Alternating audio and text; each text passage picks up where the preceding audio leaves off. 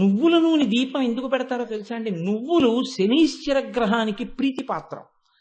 నువ్వుల నూనె దీపం పెడితే నువ్వుల నూనె దీపం వెలిగించినప్పుడు వచ్చేటటువంటి పొగకి హృదయ గ్రంథి దగ్గర ఉన్నటువంటి కొలెస్ట్రాల్ని కరిగించి లోపలికి వెడుతున్నప్పుడు ఎక్కువగా ఆక్సిజన్ అందేటట్టుగా ఆ రక్తనాళములను తెరవగలిగినటువంటి శక్తి దానికి ఉంది. ఆ నువ్వుల నూనె యొక్క శక్తి చేత వెలుగుతున్న దీపపు పొగకి.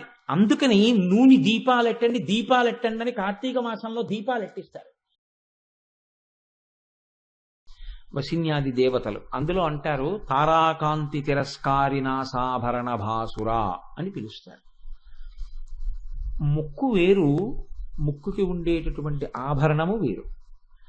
రెండూ ఒక్కలాగే అనిపించవచ్చు. ఏంటంటే అది ముక్కుకు పెట్టుకునే ఆభరణమే కదండి, మళ్ళీ దానికి ఒక నామం అంటూ ప్రత్యేకంగా ఉండాలా అని అనిపించవచ్చు.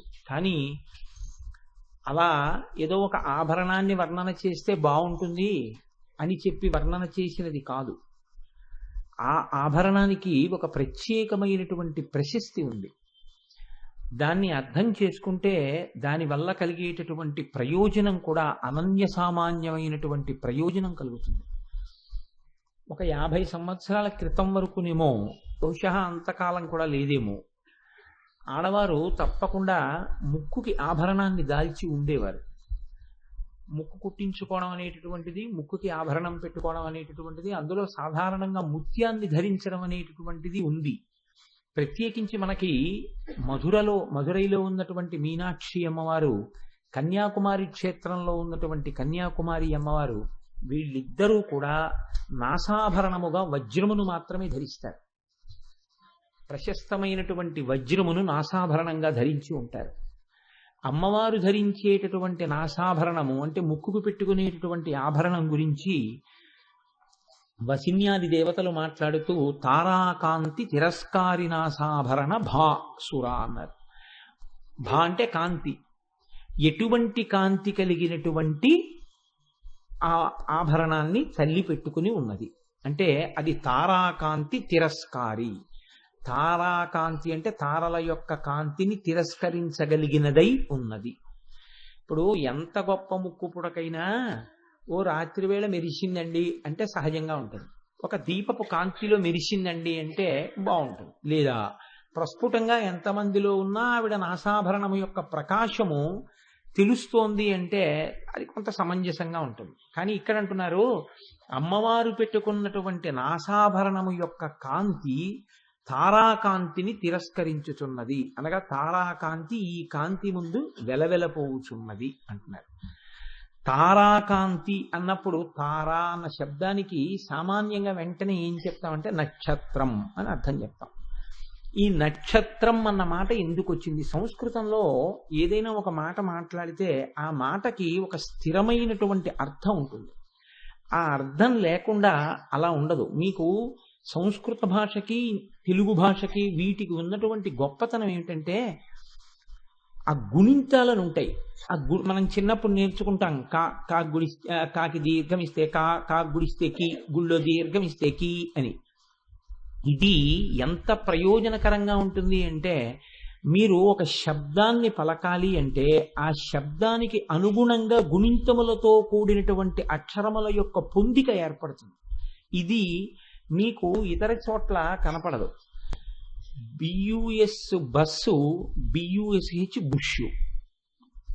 బియుఎస్ బుస్ అనొచ్చా అండి అంటే అనకూడదు. బియుఎస్ బస్ అనాలి, బియుఎస్హెచ్ బుష్ అనాలి. ఇక్కడ బుష్ అయితే యు, అక్కడ ఆ ఎలా పలికింది అని మీరు అడిగారు అనుకోండి, దానికి గుణితాలు ఉండవు.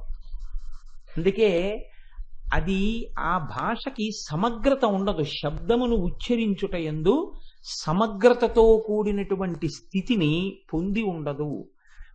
ధర్మము అన్న మాటకి ఇంగ్లీష్లో మీరు ఖచ్చితమైనటువంటి అనువాదాన్ని చూపించలేరు. అదే సంస్కృతం అయితే ధర్మం అన్న మాటని ధ్రియైవా జనరితి ధర్మం, జనుల చేత పట్టుకుని అనుష్ఠింపబడునది అని వెంటనే అమరకోశం వ్యాఖ్యానం చేస్తుంది. కాబట్టి ఆ మాటలకి ఒక పొందిక ఉంటుంది, ఆ మాటలకి ఒక అందం ఉంటుంది. తారా అనగా ఏమి అంటే సులభంగా చెప్పాలి అంటే నక్షత్రం అన్నారు అనుకోండి. ఎందుకని తారలు ఎన్నో ఉన్నాయి, అందులో చందమా ఉన్నాడు అంటుంటారు ఆ తారలకు పతిగా. తారాకాంతి తిరస్కారి అన్నప్పుడు సాధారణమైన అర్థం చెప్పవలసి వస్తే వెంటనే ఏం చెప్పవలసి ఉంటుంది అంటే నక్షత్రముల కాంతిని తొలగతోయగలిగినది అని చెప్పాలి. నక్షత్రములు అంటే స్వయం ప్రకాశకములా, లేకపోతే అవి వేరొక గ్రహం మీద ఆధారపడతాయా ప్రకాశానికి అంటే నక్షత్రములు స్వయం ప్రకాశకములు, తమంత తాము ప్రకాశిస్తాయి. నక్షత్రం అన్న మాటని అమరకోశం వ్యాఖ్యానం చేస్తుంది. నక్షరతీతి నక్షత్రం అంటుంది, అంటే నశింపనిది. అది కానీ దాని కాంతి కానీ నశించవు. నశించనటువంటి కాంతి కలిగినటువంటి నక్షత్రం ఏదుందో అటువంటి నక్షత్రము యొక్క కాంతిని అమ్మవారి ముక్కు పుడకకున్నటువంటి ఒక ఆ ముత్యమనండి మాణిక్యమనండి అది తొలగతోయుచున్నది.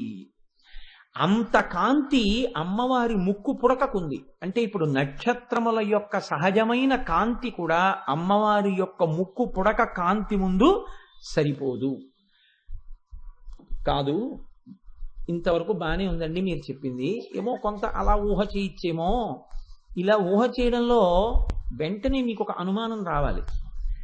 నక్షత్రముల యొక్క కాంతి పగటిపూట మనకి కనపడదు కదా, చీకటి పడిపోయిన తర్వాత భూమి కన్నా సూర్యుడి కన్నా కొన్ని వేల రెట్లు పెద్దదైనటువంటి స్వయం ప్రకాశకమైనటువంటి నక్షత్రము ఎక్కడో మిణుకు మిణుకు మిణుకు మిణుకుమంటూ కనపడుతుంటుంది. అంత పెద్ద నక్షత్రం. అటువంటప్పుడు ఎందుకు అలా కనపడుతోంది అంటే దాని కాంతి భూమిని చేరడానికి కొన్ని సంవత్సరాలు పడుతుంది, కాంతి సంవత్సరాలని. అటువంటిది అమ్మవారి ముక్కు పుడకకుండేటటువంటి ఆ మనుల కాంతి వాటన్నిటి యొక్క కాంతులను తొలగతోయగలదు. అంటే ఎంత కాంతితో కూడినటువంటి ఆభరణాన్ని అమ్మవారు పెట్టుకుని ఉంటుంది మీరు ఊహ చేయండి. ఇప్పుడు మీరు ఒకటి కొంచెం జాగ్రత్తగా పరిశీలన చేయండి. వ్యక్తి పెట్టుకున్న ఆభరణము ఈ రెండిటిలో ఎలా ఉండాలంటే వ్యక్తి యొక్క శోభను ఆభరణము ఇనుమడింప చేసేదై ఉండాలి తప్ప ఆభరణము యొక్క శోభ ఎక్కువైపోయి దాని వలన వ్యక్తి యొక్క వెలితితనం ప్రకాశించకూడదు. ఒక ఉదాహరణకి ఒక గొప్ప కిరీటాన్ని నేను పెట్టుకున్నాను అనుకోండి. ఇప్పుడు ఈయన పెట్టుకోకుండా ఉంటే బాగుండేదండి, ఆ కిరీటం ఎంత గొప్పగా ఉందండి, దాని ప్రకాశం ఉంది, అసలు ఆయన మొహం కనపట్టలేదు అన్నారు అనుకోండి. ఇప్పుడు ఏమైపోతుందంటే ఆ కిరీటం పెట్టుకోవడం వల్ల నా ముఖానికి ఉన్న వెలితితనం బయటకు వస్తుంది కదండి. ఇప్పుడు అమ్మవారి ముక్కు పుడకలే అంత కాంతివంతంగా ఉంటే ముక్కు పుడకలో ఉన్న రాళ్ళు అంత కాంతివంతమైతే ఇవి అమ్మవారికి శోభనిచ్చేవై ఉండాలంటే ఆవిడ ముఖకాంతి ఎంత గొప్పదై ఉండాలి. ఇది మీకు ధ్యానమునకు అవసరమైన వస్తువు. అందుకే వక్త్రలక్ష్మి పరీవాహ చలన్మి నాభలోచన లక్ష్మి అన్నారు. ఆ ముఖ కాంతి అంత గొప్పగా ఉంటుంది. ఆ కాంతికి తారల యొక్క కాంతిని తిరస్కరించగలిగినంత గొప్ప ఆభరణమును ఆవిడ దాల్చి ఉన్నా అది మాత్రం ఆవిడ దగ్గర ఆభరణ స్థాయిలోనే నిలబడిపోతుంది. కానీ తారల ముందు వాటి కాంతిని తొలగతోయగలిగినదై ఉంటుంది. ఇది అమ్మవారి యొక్క దివ్ అంటారు. దివ్ అంటే వెలుతురు, శోభ, కాంతి, ప్రకాశం.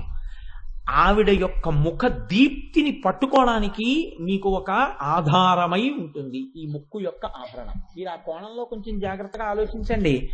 ఒక వస్తువు యొక్క తెల్లతనం బాగా తెలియాలి అంటే ఆ తెల్లతనం పక్కన కొంచెం నల్లతనం వచ్చిందనుకోండి, అప్పుడు ఆ తెలుపు ఇంకా తెలుపుగా కనపడుతుంది. తారల యొక్క కాంతిని తొలగతోయగలిగినంత కాంతి కలిగినటువంటి రెండు మణులు ప్రకాశిస్తున్నటువంటి ముక్కు పుడక ముఖానికి పెట్టుకుంటే అంత కాంతి ముందు ఈవిడ ముఖం వెలవెలపోవడమో, లేకపోతే అంత కాంతి ముందు అమ్మవారి కన్నులు ఇబ్బంది పడ్డమో, అయ్య బాబోయ్ ఇదేమిటి ఇంత కాంతిని, అన్ని నక్షత్రాల కాంతే ఎందుకు పనికి రాకపోతే ఆవిడ ముఖం అంత ప్రకాశంలో చూడడం కుదరట్లేదండి, ఆవిడ ముఖం కనపట్టలేదండి అని అనవలసినటువంటి అవసరం మీకేమైనా ఏర్పడుతుందా? ఏర్పడదు. అంటే తారల కాంతిని తిరస్కరించగలిగినంత కాంతి కలిగిన రెండు మణులను ముక్కు యొక్క ఆభరణమునందు ధరించినటువంటి తల్లికి అది ఆభరణ స్థాయిలోనే నిలబడిపోయిందంటే ఆవిడ ముఖకాంతి ఎంత గొప్పదై ఉండాలి అంటే దానితో పోల్చడానికి అసలు ఉపమానం లేదు. అందుకే వక్త్రలక్ష్మీ పరీవాహ చలన్మీనాభలోచన అన్నారు, కానీ ముఖకాంతికి ఉపమానం వ్యాసుడు వెయ్యలేదు, వసిన్యాది దేవతలు వెయ్యలేదు. అంటే ఇప్పుడు దీన్ని పట్టుకుని మీకేం తెలుస్తోంది? ఆవిడ ముఖకాంతి తెలుస్తోంది. ఆయన వేసుకునే చెప్పులండి అన్నాను అనుకోండి, ఆయన వేసుకునే చెప్పులే ఇలా ఉంటే ఇంకా ఆయన ఎంత డబ్బుగా ఉంటాడో అనిపిస్తుంది కదండి. ఆ చెప్పులు ఎలా ఉంటాయి, ఇంకా ఆయన చంద్రహాసం అండి ఇది అన్నాను అనుకోండి. ఆ చంద్రహాసాన్ని మీరు చూడ్డానికే భయంకరంగా ఉంది, దాన్ని అసలు మీరు కలపలేకపోతున్నారు అనుకోండి. ఇప్పుడు ఈ చంద్రహాసాన్ని అలవోకగా పట్టుకుని యుద్ధం చేసే వ్యక్తి ఎంతటి పరాక్రమవంతుడై ఉండాలి. తారల కాంతిని తిరస్కరించగలిగినటువంటి మణులు తన ముక్కు ఆభరణంలో పెట్టుకున్న తల్లి యొక్క ముఖకాంతి ఎంత గొప్పదై ఉండాలి. ఇది మీరు ఉపాసన చేసేటప్పుడు ఆ కాంతిని చూడడంలోనే జన్మ సార్థకత అంతా ఉంది. దీనికి అలవాటు పడితే ఏమైపోతుందంటే మనసు పిచ్చెక్కిన దానిలా తిరగడం మొదలెడుతుంది. మీకు ఏ ఇతర విషయం మీద సరి అయినటువంటి నిశ్చలమైన బుద్ధి కానీ, జ్ఞాపక శక్తి కానీ, లేకపోతే చెప్పిన విషయాలు జ్ఞాపకంలో ఉండడం కానీ ఎందుకు తగ్గుతాయో తెలుసా అండి? ఆ కాంతి ఉపాసన ముందు డాజిల్ అయిపోయి కళ్ళంటారు చూసారా, అలా మీరు ఒక గొప్ప ఆనందాన్ని అనుభవించేస్తారు. అసలు ఆ ముక్కు పుడకను చూస్తే, ఆ ముక్కు పుడకను చూసినప్పుడు ఆ ముక్కు కాంతి, ఇంత కాంతితో కూడిన ఆ ముఖదీప్తి మీకు కనపడేటప్పటికీ అబ్బా ఏమి ముఖంరా అమ్మవారిది అనేటప్పటికీ మీరు అంత తొందరగా బయటికి రాలేరు. అది మీరు అనుభవించగలిగినటువంటిది, ధ్యానమునందు మీకు అనుభవైక వీద్యము కావలసినటువంటిది అయి ఉంటుంది. అందుకే పూజ యందు ఒక రహస్యం చెప్తారు పెద్దలు. దేవాలయంలో కానీ పూజ చేసేటప్పుడు కానీ అభిముఖంగా కూర్చుని చెయ్యవచ్చా అంటే, మహారాజు గారు కూర్చుని ఉంటే ఆయనకి అభిముఖంగా కూర్చుని ఉంటారు. ఆయన విష్ణువాంశలో ఉంటాడు. ఆయన తేజస్సుని వీళ్ళు తట్టుకోలేక పక్కకు కూర్చుంటారు. అలాగే పూజ చేసేటప్పుడు కూడా ఒక పక్కకి కూర్చుని పూజ చేస్తారు. దేవాలయంలో పూజ చేసినా ఒక పక్కకి కూర్చుని పూజ చేస్తారు తప్ప అభిముఖంగా కూర్చోలేరు. ఎందుకని అంటే, మీరు దీన్ని బట్టే ఒక రహస్యాన్ని చూడవలసి ఉంటుంది. మీరు చూడండి, మనం సాధారణంగా ఒక మాట అంటుంటాం పూజలో. మొట్టమొదటి మంత్రం చెప్పి సహస్ర శీర్షా పురుష సహస్రాక్ష సహస్రపాత్ సభూమిం విశ్వతో వృత్వా అత్యతిష్ట దశాంగుళం అని హిరణ్యవర్ణాం హరిణీం సువర్ణ రజతస్రజాం అంటూ శ్రీ సూక్తంలో మొదటి మంత్రము చెప్పి శ్రీ ఉమామహేశ్వరాభ్యాం నమః ఆవాహయామి అంటాం. ఆవాహయామి అనండి, లేకపోతే స్వాగతం పరికల్పయామి అనండి, మీరు ఏమనండి, అక్కడ లేడా మూర్తి?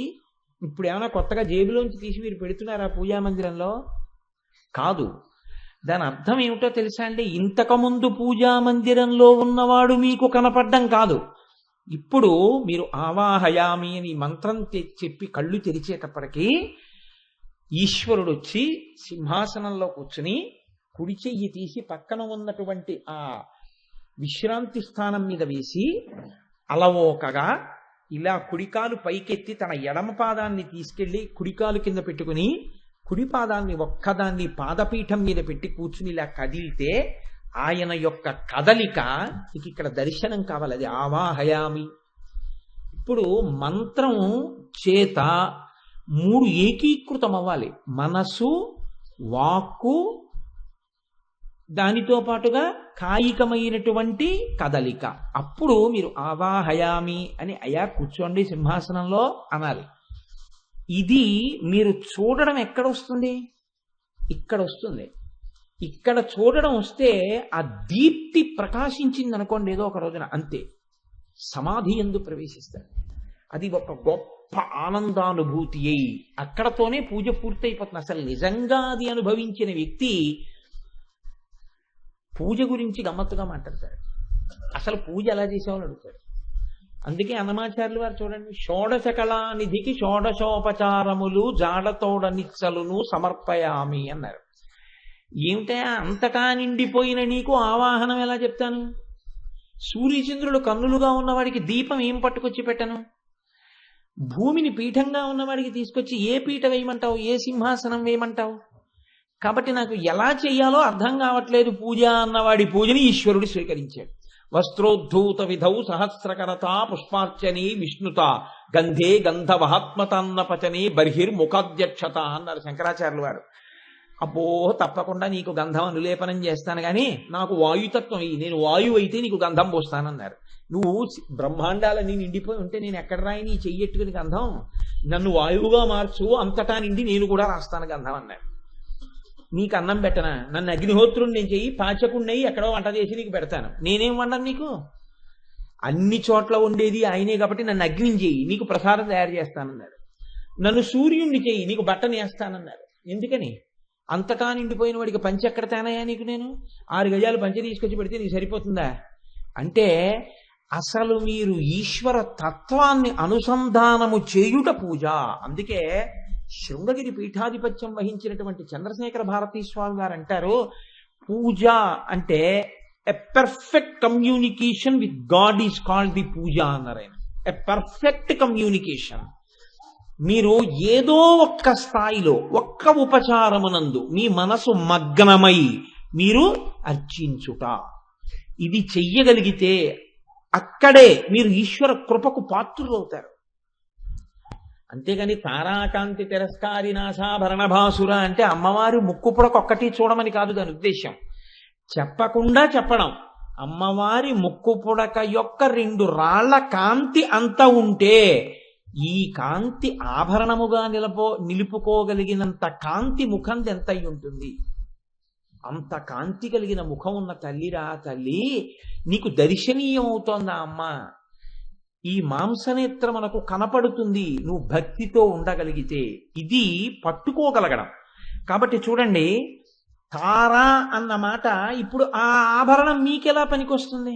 సరేనండి, మీరు చెప్పారు, బాగుంది. ఇప్పుడు ఆ ఆభరణంతో ఉన్న అమ్మవారిని ధ్యానం చేయమంటున్నారు. ధ్యానం అన్నది ఎప్పుడు? అసలు మనస్సు అన్నది నిలబడితే.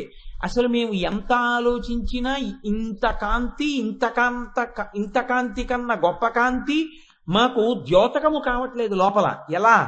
ఎందుకు పనికొస్తుంది ఈ నామం మాకు అంటే, లలితా సహస్రనామాన్ని వసిన్యాది దేవతల చేత అమ్మవారు చెప్పించడం వెనక ఉన్న రహస్యం అది.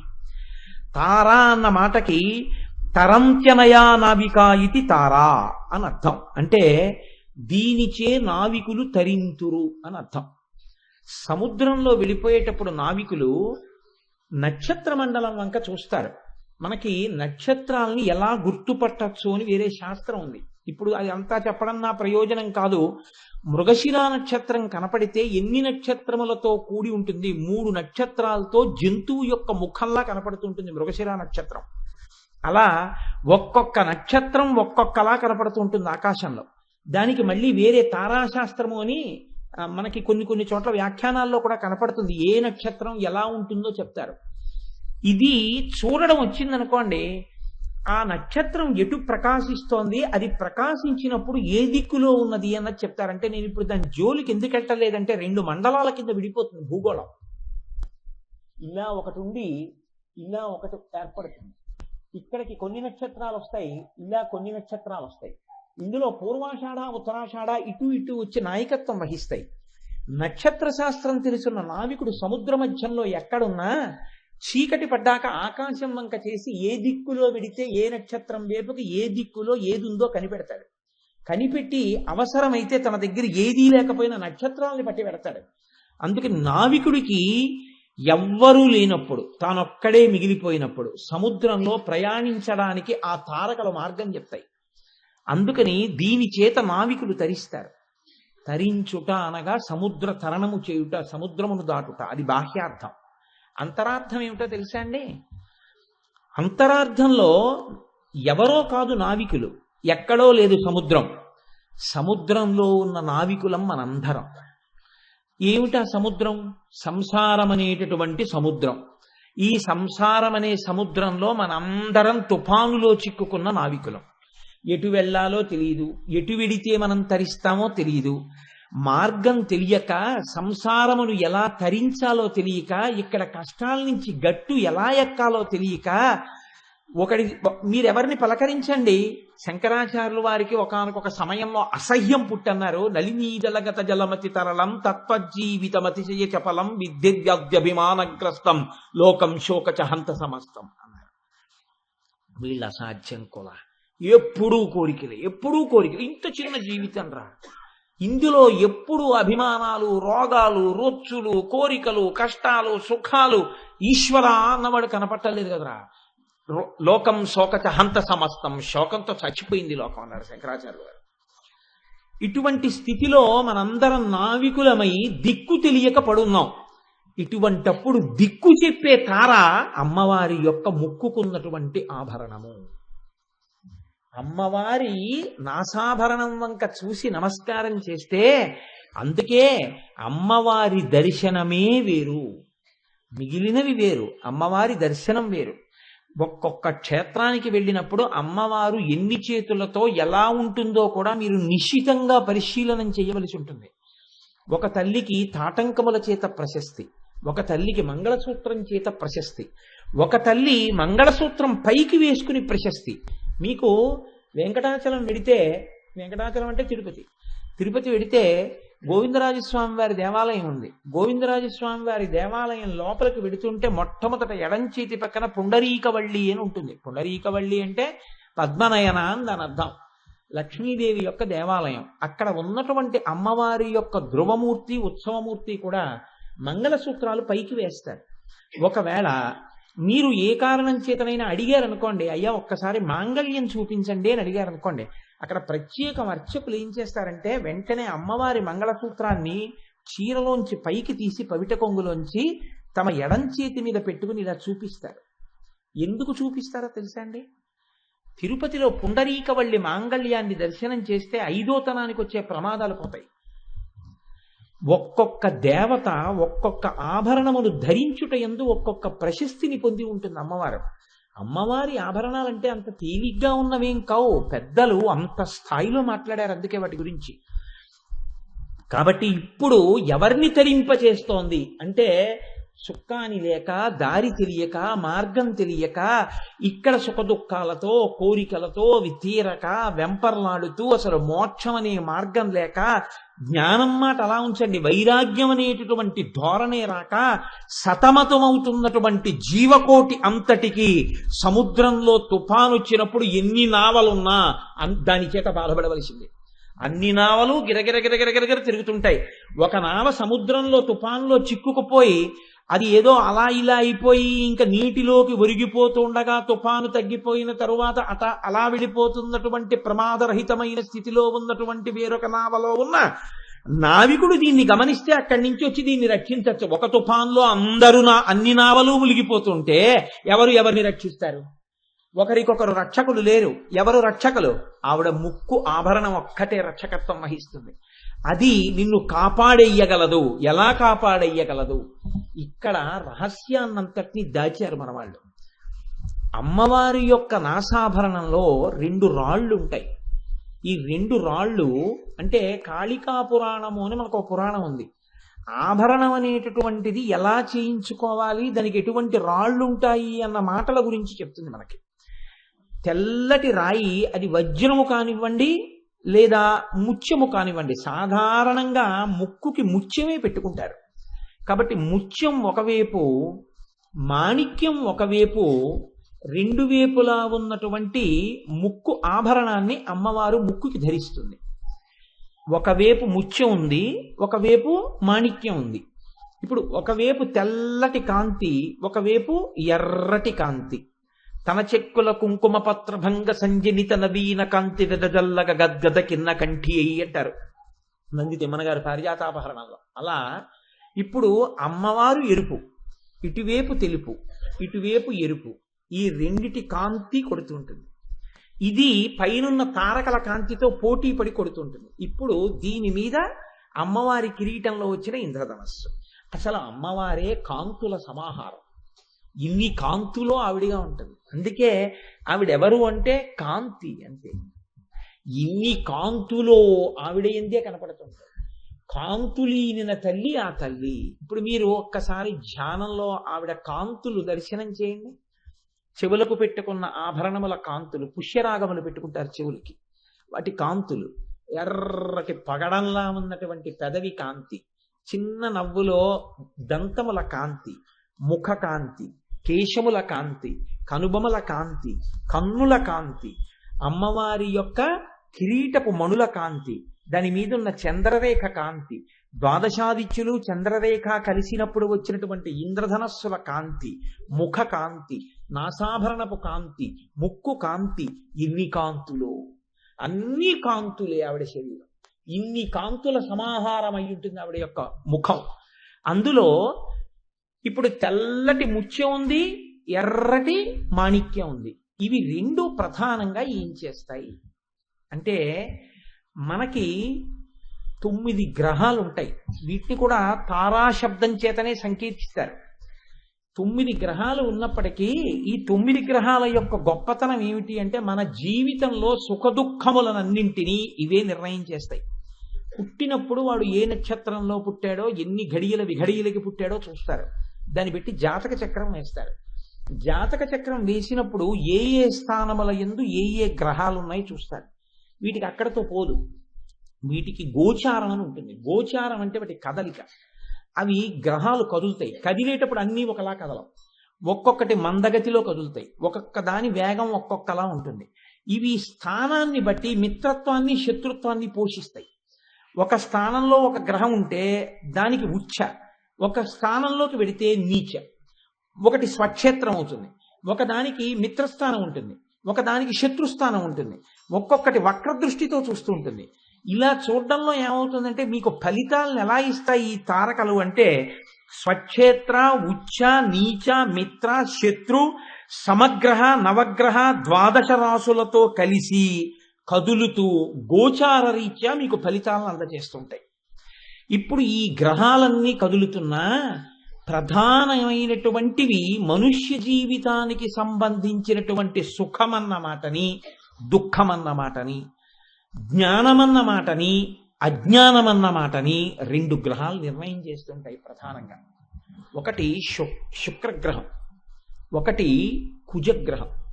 కుజగ్రహం ఎర్రగా ఉంటుంది, శుక్రగ్రహం తెల్లగా ఉంటుంది. అందుకే మీకు ఈ పరికల్పన ఎక్కడ చేస్తారంటే, ఒక్క సత్యనారాయణ స్వామి వారి వ్రతంలోనే చేస్తారు. శాబ్దికంగా పిలుస్తారు వాళ్ళని. నువ్వు ఇలా రా అని పిలుస్తారు. పిలిస్తే ఆయా దేవతలు అలాగే వస్తారు. ఆ గ్రహాలు అవి వచ్చేటప్పుడు ఎటువైపు ప్రదక్షిణం చేస్తూ ఎలా వస్తున్నాయో పిలుస్తారు. పిలిస్తే భార్యాసహితుడై ఉంటాడు కాబట్టి భార్య తమలపాకు వక్క ఇస్తుంది, ఆహ్వానం పలుకుతాడు. అప్పుడు దీన్ని పట్టుకెళ్ళి ఏ మూల కూర్చోవాలో ఆ మూల పెడతాడు. కలశలో సత్యనారాయణ స్వామి ఉంటారు. ఏ మూల ఆ గ్రహం వచ్చి కూర్చుంటుందో అక్కడ తమలపాకులు వక్క పెట్టి ఆవాహయామి, స్థాపయామి, పూజయామి అంటాడు. అంటే ఇప్పుడు ఆ గ్రహం అది అధిదేవత ప్రత్యధిదేవత సహిత 3గా వస్తుంది, వచ్చి కూర్చుంటుంది. అప్పుడు వాళ్ళకి వెంటనే అక్షతతో పూజ చేస్తాడు, అక్షత వేస్తాడు. అక్షత అంటే క్షతము కానిది, అంటే నడుము విరగని బియ్యం. అది పసుపుతో ఉన్నది వేస్తే సమస్త పూజ దానికి చేసేసినట్టే. అది ఉపశాంతి పొందుతుంది. పొంది అది ఇవ్వాలనుకున్నటువంటి ఘోర ఫలితాన్ని ఇవ్వకుండా ఉపశాంతిని పొంది అది ఘోర ఫలితాన్ని తక్కువ స్థాయిలో ఇచ్చి వెళ్ళిపోతుంది. ఇప్పుడు అలా పిలిచేటప్పుడు శుక్రగ్రహాన్ని పిలిస్తే గమ్మత్తైన మాటతో పిలుస్తారు. మీరందరూ చేసినదే సత్యనారాయణ వ్రతం, అందులో విన్నదే. శుక్రగ్రహం శ్వేతవర్ణం శ్వేతగంధం శ్వేతపుష్పం శ్వేతమాల్యాంబరధరం శ్వేతఛత్రధ్వజ పతాకాదిశోభితం దివ్యరథ సమారూఢం మేరుం ప్రదక్షిణీకుర్వాణం పూర్వాభిముఖం పద్మాసనస్థం చతుర్భుజం దండాక్షమాల జటావల్కలధారిణం కాంభోజదేశాధిపతిం భార్గవసగోత్రం శుక్రగ్రహమావాహయామి, స్థాపయామి, పూజయామి అంటాడు. అంటే అది వచ్చేటప్పుడు ఎలా రావాలి, ఎలా వస్తుంది చెప్తారు. ఇది అన్ని గ్రహాలకి ఉంటాయి. అందున మన సుబ్రహ్మణ్య శర్మ గారు చదువుతుంటే ఎంత అద్భుతంగా ఆవాహన చేస్తారో. మీరు భక్తితో చెయ్యాలి, కానీ మీరు భక్తితో చేస్తే ఆ సత్యనారాయణ వ్రతంలో చూపిస్తారు ఒక్కొక్క గ్రహం ఎలా వస్తుందో. అది శుక్రగ్రహం. ఓ శుక్రగ్రహమా నువ్వు రా. ఎలా వస్తావు? శ్వేతవర్ణం, తెల్లగా ఉంటాడు. శుక్రగ్రహం మీరు ఎప్పుడైనా చూశారో లేదో, ఆయన కూర్చున్నప్పుడు చాలా గమ్మత్తుగా ఉంటుంది. ఆయన అయ్యప్ప స్వామి వారు కూర్చున్నట్లు కూర్చుంటాడు. మళ్ళీ ఒక్కొక్క గ్రహం ఎందుకు అలా కూర్చుంటుంది, దానికి సంకేతం ఎలా ఉంటుంది కూడా మీరు గమనిస్తే చాలా గమ్మత్తుగా ఉంటుంది. శుక్రగ్రహానికి అందుకే ఇది దాని సంకేతం శుక్రగ్రహానికి. కుజగ్రహానికైతే ఒక త్రిభుజం సంకేతం. మళ్ళీ సంకేతం చేత దాని ఫలితాన్ని చెప్తుంది. అందుకని దాన్ని పిలిస్తే శుక్రగ్రహాన్ని ఏమని పిలుస్తారంటే శ్వేతవర్ణం, తెల్లగా ఉంటాడు. శ్వేతగంధం, తెల్లగంధం పూసుకుంటాడు. శ్వేత పుష్పం తెల్లటి పుష్పమాల వేసుకుంటాడు, శ్వేతమాల్యాంబరధరం తెల్లటి బట్టలు కట్టుకుంటాడు, శ్వేత ఛత్ర తెల్లటి గొడుగేసుకుంటాడు, ధ్వజ పతాకాది శోభితం దండం కూడా తెల్లగా ఉంటుంది, పతాకం తెల్లగా ఉంటుంది, దివ్య రథ సమారూఢం దివ్యమైనటువంటి రథం ఎక్కుతాడు, మేరుం ప్రదక్షిణీకుర్వాణం మేరు పర్వత శిఖరానికి ప్రదక్షిణం చేస్తూ ఉంటాడు. అప్రదక్షిణం చేస్తాయి కొన్ని గ్రహాలు, ప్రదక్షిణం చేస్తాయి కొన్ని గ్రహాలు. ఎవరు ఎలా తిరుగుతున్నారో అలాగే పిలవాలి, అలాగే తిరిగి వస్తారు వాళ్ళు మీరు వేసిన మంటపంలోకి. కాబట్టి మేరుం ప్రదక్షిణీకుర్వాణం పూర్వాభిముఖం వచ్చేటప్పుడు తూర్పు దిక్కుగా వచ్చి వాళ్తాడు. మీరు చూడండి, ఇంటర్నేషనల్ ఫ్లైట్స్ డొమెస్టిక్ ఫ్లైట్స్ ఉంటే ఎటువైపు నుంచి వస్తున్న విమానం అటువైపు నుంచి ఎలా జాగ్రత్తగా రన్వే మీదకి దిగి టెర్మినల్స్ వైపుకి వెళ్లాలో ఎయిర్పోర్ట్ అథారిటీస్ డిసైడ్ చేసినట్లే ఆ గ్రహాలు కూడా అంత గమ్మత్తుగా శాబ్దిక శక్తికి తిరిగి ఇలా వస్తాయి. ఆ శాబ్దిక శక్తి అమ్మవారు శబ్ద బ్రహ్మమయీ చరాచరమయీ జ్యోతిర్మయీ వాంగ్మయీ ఆవిడే. ఆ శబ్దానికి వస్తుంది ఆ శుక్రగ్రహం. కాబట్టి పద్మాసనస్థం చతుర్భుజం దండాక్షమాలా జటల్వల్కలధారిణం కాంబోజ దేశాధిపతిం భార్గవసగోత్రం అటువంటి వాడు వచ్చి అక్కడ కూర్చుంటాడు. అధిదేవత ప్రత్యధిదేవత సహిత శుక్రగ్రహం ఆవాహయామి స్థాపయామి పూజయామి అంటాడు. అనగానే అది వస్తుంది. రాగానే రన్వే రెడీ చేసినట్లు అయ్యా ఇలా కూర్చోండి అని గభాలన భార్య ఇచ్చినటువంటి తాంబూలం అందుకుని అక్కడ పెడతాడు. పెట్టగానే అందులోకి వచ్చి చేరుతుంది, గ్రహం కూర్చుంటుంది. కూర్చోగానే ఉత్తరక్షణం పూజ చేయాలి, మీరు ఆగితే రాక్షస పూజ చేస్తారు. కాబట్టి వెంటనే భార్య చేత్తో అక్షతలు తీసుకుని అలా అక్షతలు సమర్పిస్తారు. అంతే, అక్షత వేయగానే అన్ని పూజలు స్వీకరించినట్టే ప్రసన్నమూర్తి అయిపోతారు. అప్పుడు మళ్ళీ ఇంకో గ్రహాన్ని పిలుస్తారు. అలా శుక్రగ్రహం అంతా తెలుపు, అంతా తెలుపైనటువంటి శుక్రగ్రహం యొక్క అనుగ్రహం ఎవరికి ఉంటుందో ఆయన స్వాతి నక్షత్ర జాతం. శుక్రగ్రహం స్వాతి నక్షత్ర జాతం. అది ఆ శుక్రగ్రహం యొక్క అనుగ్రహం ఎవరికి ఉంటుందో వాళ్ళ సంగీత సాహిత్యములు చాలా పై స్థాయిలో ఉంటాయి. అంత స్థాయిలో వాళ్ళు పొందగలిగినటువంటి అదృష్టాన్ని ఇస్తుంది ఆ గ్రహం. అనగా ఈశ్వరుడి యొక్క అనుగ్రహంగా అది ప్రసరణం అవుతుంది. అలాగే కుజగ్రహం, కుజగ్రహం ఎరుపు. కుజగ్రహం సాక్షాత్తు పరమశివుడు సృష్టించాడండి దాన్ని. మనం ఉత్తర భారతదేశం వెళ్ళినప్పుడు ఆ కుజుడు పుట్టినటువంటి ప్రదేశానికి వెళ్ళాం కూడా. ఆయన్ని పిలిస్తే ఎలా పిలుస్తారో తెలుసా అండి? ఈయన వచ్చి ఇలా కూర్చుంటే ఎంత తెల్లగా ఉంటాడో, ఆయన వచ్చి కూర్చుంటే అంత ఎర్రగా ఉంటాడు. వీళ్ళిద్దరూ పక్క పక్కన కూర్చుంటే చూడాలి గమ్మత్తు. ఆయన ఉంటాడు అంగారక గ్రహం రక్తవర్ణం రక్తగంధం రక్తపుష్పం రక్తమాల్యాంబరధరం రక్తఛత్రధ్వజ పతాకాదిశోభితం దివ్యరథ సమారూఢం మేరుం ప్రదక్షిణీకుర్వాణం మేషవాహనం దక్షిణాభిముఖం చతుర్భుజం గదాశూలశక్తిధరం అవంతీ దేశాధీశం భారద్వాజస గోత్రం అధిదేవత ప్రత్యధిదేవత సహిత కుజగ్రహం ఆవాహయామి స్థాపయామి పూజయామి అంటాం. అంటే ఇప్పుడు ఆయన వస్తారు. ఆయన వచ్చేటప్పుడు ఎలా వస్తున్నారు?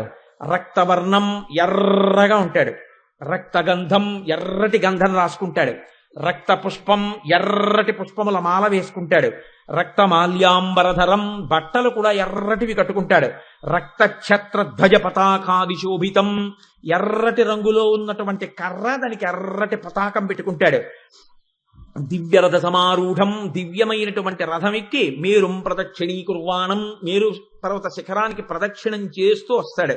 వచ్చి దక్షిణాభిముఖం దక్షిణ దిక్కు నుంచి వస్తుంది ఆ విమానం, ఆయన అట్టించి దిగుతాడు. దక్షిణాభిముఖం మహానుభావుడు చతుర్భుజం 4 భుజములు కలిగి ఉంటాడు. ఆయన వచ్చి అధిదేవత ప్రత్యధిదేవత సహిత వచ్చి కూర్చుంటాడు. అలా శరీరంలో కూడా 33 దేవతలు ఇంటూ 3తో ఉంటారు. 99 మంది దేవతలు శరీరంలో ఉంటారు. వీళ్ళకి శక్తి ఎక్కడి నుంచి వస్తుందంటే అమ్మవారే ఇస్తుంది. తిన్న అన్నాన్ని జీర్ణం అయితే మిగిలిన అవయవాల్లో ఉన్న దేవతలందరూ శక్తిని పొందుతారు. ఇక్కడ అగ్నిలో పడేంత వరకు హవిస్సు, కాళ్ళు పీకేస్తుంటాయి, చేతులు పీకేస్తుంటాయి, తలకాయ నిప్పొచ్చేస్తూ ఉంటుంది, ఒళ్ళు వాలిపోతూ ఉంటుంది. ఇంత అన్నం ఇందులోకి తింటాడు అంతే, అన్ని అవయవాలకి బలం వచ్చేస్తుంది. ఆ తల్లి అన్ని అవయవాల్ని శోషింపచేస్తుంది, అన్ని అవయవాల్ని శక్తినిచ్చేస్తుంది. ఇప్పుడు జీవితంలో సంగీత సాహిత్యముల యందు అభినవేశం దగ్గర నుంచి పతాక స్థాయిలో ఉపాసన వరకు, హీనపక్షంగా అన్నదమ్ములతో దెబ్బలాటల దగ్గర నుంచి భూమి గొడవల దగ్గర నుంచి యుద్ధ భయం వరకు శత్రుభయం వరకు శుక్రగ్రహ కుజగ్రహముల చేత నిర్ణయింపబడి ఉంటాయి. అనగా సుఖ దుఃఖ ఈ రెండు గ్రహాలు ప్రధాన పాత్ర పోషించి ఉంటాయి. అబ్బాయి, నీకు ఈ రెండు సుఖ దుఃఖములను ఇస్తున్నాయి కనుక ఈ గ్రహములు తమంత తాము నిన్ను ఏమీ చెయ్యకుండా నేను కాపాడగలను. ఎప్పుడు కాపాడగలను? నువ్వొక్కసారి నా యొక్క ముక్కు పుడక వంక చూడు. దీని తెల్లకాంతి ముందు శుక్రుడు వెలవెలపోవలసింది. నేనే ఇలా కనుబొమ కూడా ఎత్తక్కర్లేదు. ఈ ముక్కు పుడకకి నమస్కారం చేస్తే ఏ తెల్లరాతి కాంతికి వెలవెలపోతున్నాడో శుక్రుడు, ఆ శుక్రుడు అమ్మవారి యొక్క ముక్కు నత్తుకుకి నమస్కారం చేస్తున్నాడన్న భయం చేత లొంగి నీ పట్ల ప్రసన్నుడైపోతాడంతే. అలాగే అంగారక గ్రహం కుజుడు అమ్మవారి ముక్కు పుడకకి నమస్కరిస్తే రెండు రాళ్లకి నమస్కారం అయిపోతుంది. ఇప్పుడు ఈ ఎరుపుతనం చేత, ఈ నమస్కారము చేత ప్రీతి పొందిన వాడై కుజుడు నీ పట్ల అనుగ్రహాన్ని పొందుతాడు. ఇలా పొంది నీకు సుఖ దుఃఖములనేటటువంటి రెండిటి నుంచి పైకెత్తి ఇక్కడే భక్తి జ్ఞాన వైరాగ్యములనిచ్చి నువ్వు అమ్మవారి యొక్క అనుగ్రహంతో ఈశ్వరుణ్ణి చేరుకోగలిగినటువంటి పథాన్ని వాళ్ళు నీకు ఏర్పాటు చేస్తారు. దీనికి నీకు ఆ ముఖమండలమునందు ముక్కునందు ప్రకాశిస్తున్నటువంటి నాసాభరణం ఉపాసన యోగ్యమై ఉన్నది. కాబట్టి తారాకాంతి తిరస్కారి నాసాభరణ భాసురా కాదుట. ఇందులో ఒక పెద్ద రహస్యం ఇంకొకటి ఉంది. ఏమండి, సరే శుక్రగ్రహం అలా చేస్తోంది అంటున్నారు, బాగుంది. కుజగ్రహం ఇలా చేస్తోంది అంటున్నారు, బాగుంది. మరి ఆయుర్దాయాన్ని నిర్ణయించగలిగినటువంటి గ్రహాలు కొన్ని ఉన్నాయి. ఎందుకంటే శనీశ్వర గ్రహం ఆయుర్దాయాన్ని నిర్ణయం చెయ్యగలదది. అందుకే కదండి కార్తీక మాసంలో నువ్వుల నూనెతో దీపాలెట్టండి, నువ్వుల నూనెతో దీపాలెట్టండి అని ఎందుకంటారో తెలుసా అండి? ఇవాళైతే అది ఛాందసం అంటున్నారు, కానీ ఎందుకు భారతదేశంలో ఇలాంటి ఆచారాలు ఉన్నాయి అని విదేశాలలో శాస్త్రవేత్తలు పరిశోధనలు చేశారు. పరిశోధనలు చేస్తే వాళ్ళు ఒక విషయాన్ని కనిపెట్టారు. కార్తీక మాసం వచ్చేటప్పటికి లోకం అంతా చల్లబడిపోతుంది. ఎప్పుడైతే వాతావరణం అంతా చల్లబడిపోయిందో మీ శరీరంలో ఉండేటటువంటి రక్తనాళములు కూడా సంకోచిస్తాయి, సన్నగా అయిపోతాయి. సన్నగా అయిపోగానే ఏమవుతుందంటే మీరు తీసుకున్న ఆహారంలో ఉన్నటువంటి కొవ్వు, కొలెస్ట్రాల్, అది గసగసాలు అంటారు చూసారా, అలా గసగసాలు ఎలా వెడుతుంటాయో అలా వెడుతుంటాయి. అవి అలా ప్రవహించి వెడుతుంటాయి. అవి కొట్టుకుపోతూ వెడుతుంటాయి రక్తంలో. వెడుతున్నప్పుడు ప్రమాదవశాత్తు ఆయుర్దాయాన్ని నిర్ణయం చెయ్యగలిగినటువంటి గుండెకి రక్తాన్ని సరఫరా చేసేటటువంటి నాళముల వంటివి కొద్దిగా మూసుకుని ఉండగా, బాగా సంకోచించి ఉండగా, రాత్రి చల్లటి వాతావరణంలో ఓ రెండు గసగసాల లాంటి కొలెస్ట్రాల్ పార్టికల్స్ అక్కడికి వెళ్ళాయి అనుకోండి, అప్పుడు మీరు కోపడ్డారనుకోండి, మంచి కోపంతో ఊగిపోయారు అనుకోండి, అవి ఇంకా కిందకి నొక్కుంటాయి. ఆ నాడులు, ఆ నరం ఇంకా నొక్కుంటే రక్తనాళం ఇప్పుడు ఈ ఉన్నటువంటి ఈ గసగసాల లాంటి కొలెస్ట్రాల్ వెళ్ళడానికి చోటు లేక అడ్డుపడుతుంది, ఇరుకైపోయింది ద్వారం. ఈలోగా వెనకనున్నటువంటి కొలెస్ట్రాల్ కొంత వచ్చి దీంతో పాటు కలిసిపోతుంది. కలిసిపోతే ఏమైపోతుందంటే రక్తం అందక మ్యాసివ్ స్ట్రోక్ వచ్చిందంటారు. క్రోధకృత్కర్త విశ్వబాహుర్మహీధర, నీ తన కోపమే తన శత్రువు. ఏమవుతుంది? ఎటువైపు బ్రెయిన్లో పడింది అనుకోండి పెరాలిటిక్ స్ట్రోక్, హార్ట్ దగ్గర పడింది అనుకోండి హార్ట్ స్ట్రోక్. ఎప్పుడు ఎక్కువ వస్తాయి అంటే వాతావరణం చల్లగా ఉన్నప్పుడే ఈ స్ట్రోక్స్కి అవకాశం ఎక్కువ అన్నారు. అంటే ఈ సభలో డాక్టర్లు కూడా ఉండగా నేను ఇలాంటి కోణాలు స్పృశించడం కొంచెం సాహసం అనుకోండి, అయినా నా అల్పబుద్ధిని వారు క్షమించగలరు అని ఒక నమ్మకం. కాబట్టి ఇప్పుడు నువ్వుల నూనె దీపం ఎందుకు పెడతారో తెలుసా అండి? నువ్వులు శనీశ్వర గ్రహానికి ప్రీతిపాత్రం. నువ్వుల నూనె దీపం పెడితే నువ్వుల నూనె దీపం వెలిగించినప్పుడు వచ్చేటటువంటి పొగకి హృదయ గ్రంథి దగ్గర ఉన్నటువంటి కొలెస్ట్రాల్ని కరిగించి లోపలికి వెడుతున్నప్పుడు ఎక్కువగా ఆక్సిజన్ అందేటట్టుగా ఆ రక్తనాళములను తెరవగలిగినటువంటి శక్తి దానికి ఉంది. ఆ నువ్వుల నూనె యొక్క శక్తి చేత వెలుగుతున్న దీపపు పొగకి. అందుకని నూనె దీపాలెట్టండి అని కార్తీక మాసంలో దీపాలు ఎట్టిస్తారు, దీపదానాలు చేయిస్తారు. మన వాళ్ళు పిల్లలకి పెద్దవాళ్ళు చెప్పినట్టు చెప్పేశారు అంతే. ఎందుకలా అని అడగలేదు. పెద్దవాళ్ళు అంటే గౌరవం అందుకని. కానీ విషయానికి వివరణం కావాలి అంటే ఇవాళ సైన్స్ ఏం చెప్తోందో దాన్నే ఆ రోజున ఋషులు ఆలోచించి విరుగుడు చెప్పారు. అందుకే నేను తరచు ఏమంటానంటే అసలు సైన్స్కి వేదానికి ఎక్కడా వైరుధ్యం లేదు అంటుంటాను. అవి రెండు ఒక్క విషయాన్ని చెప్తాయి ఎప్పుడు. కనుక ఇప్పుడు మీరు కొంచెం జాగ్రత్తగా ఆలోచన చేస్తే ఆయుర్దాయాన్ని నిర్ణయించగలిగినటువంటి గ్రహం ఒకటి ఉంది కదా, శనీశ్వర గ్రహం లాంటిది. ఇటువంటి గ్రహం యొక్క అనుగ్రహం లేకపోతే శుక్రగ్రహమును కుజగ్రహం ఏం చేస్తాయి? సుఖము దుఃఖము ఎప్పుడు అసలు ఇది ఉంటే ఇదే ఊడిపోతే ఇంకా శుక్రుడు చేసేది ఎందుకు, కుజుడు చేసేది ఉంది.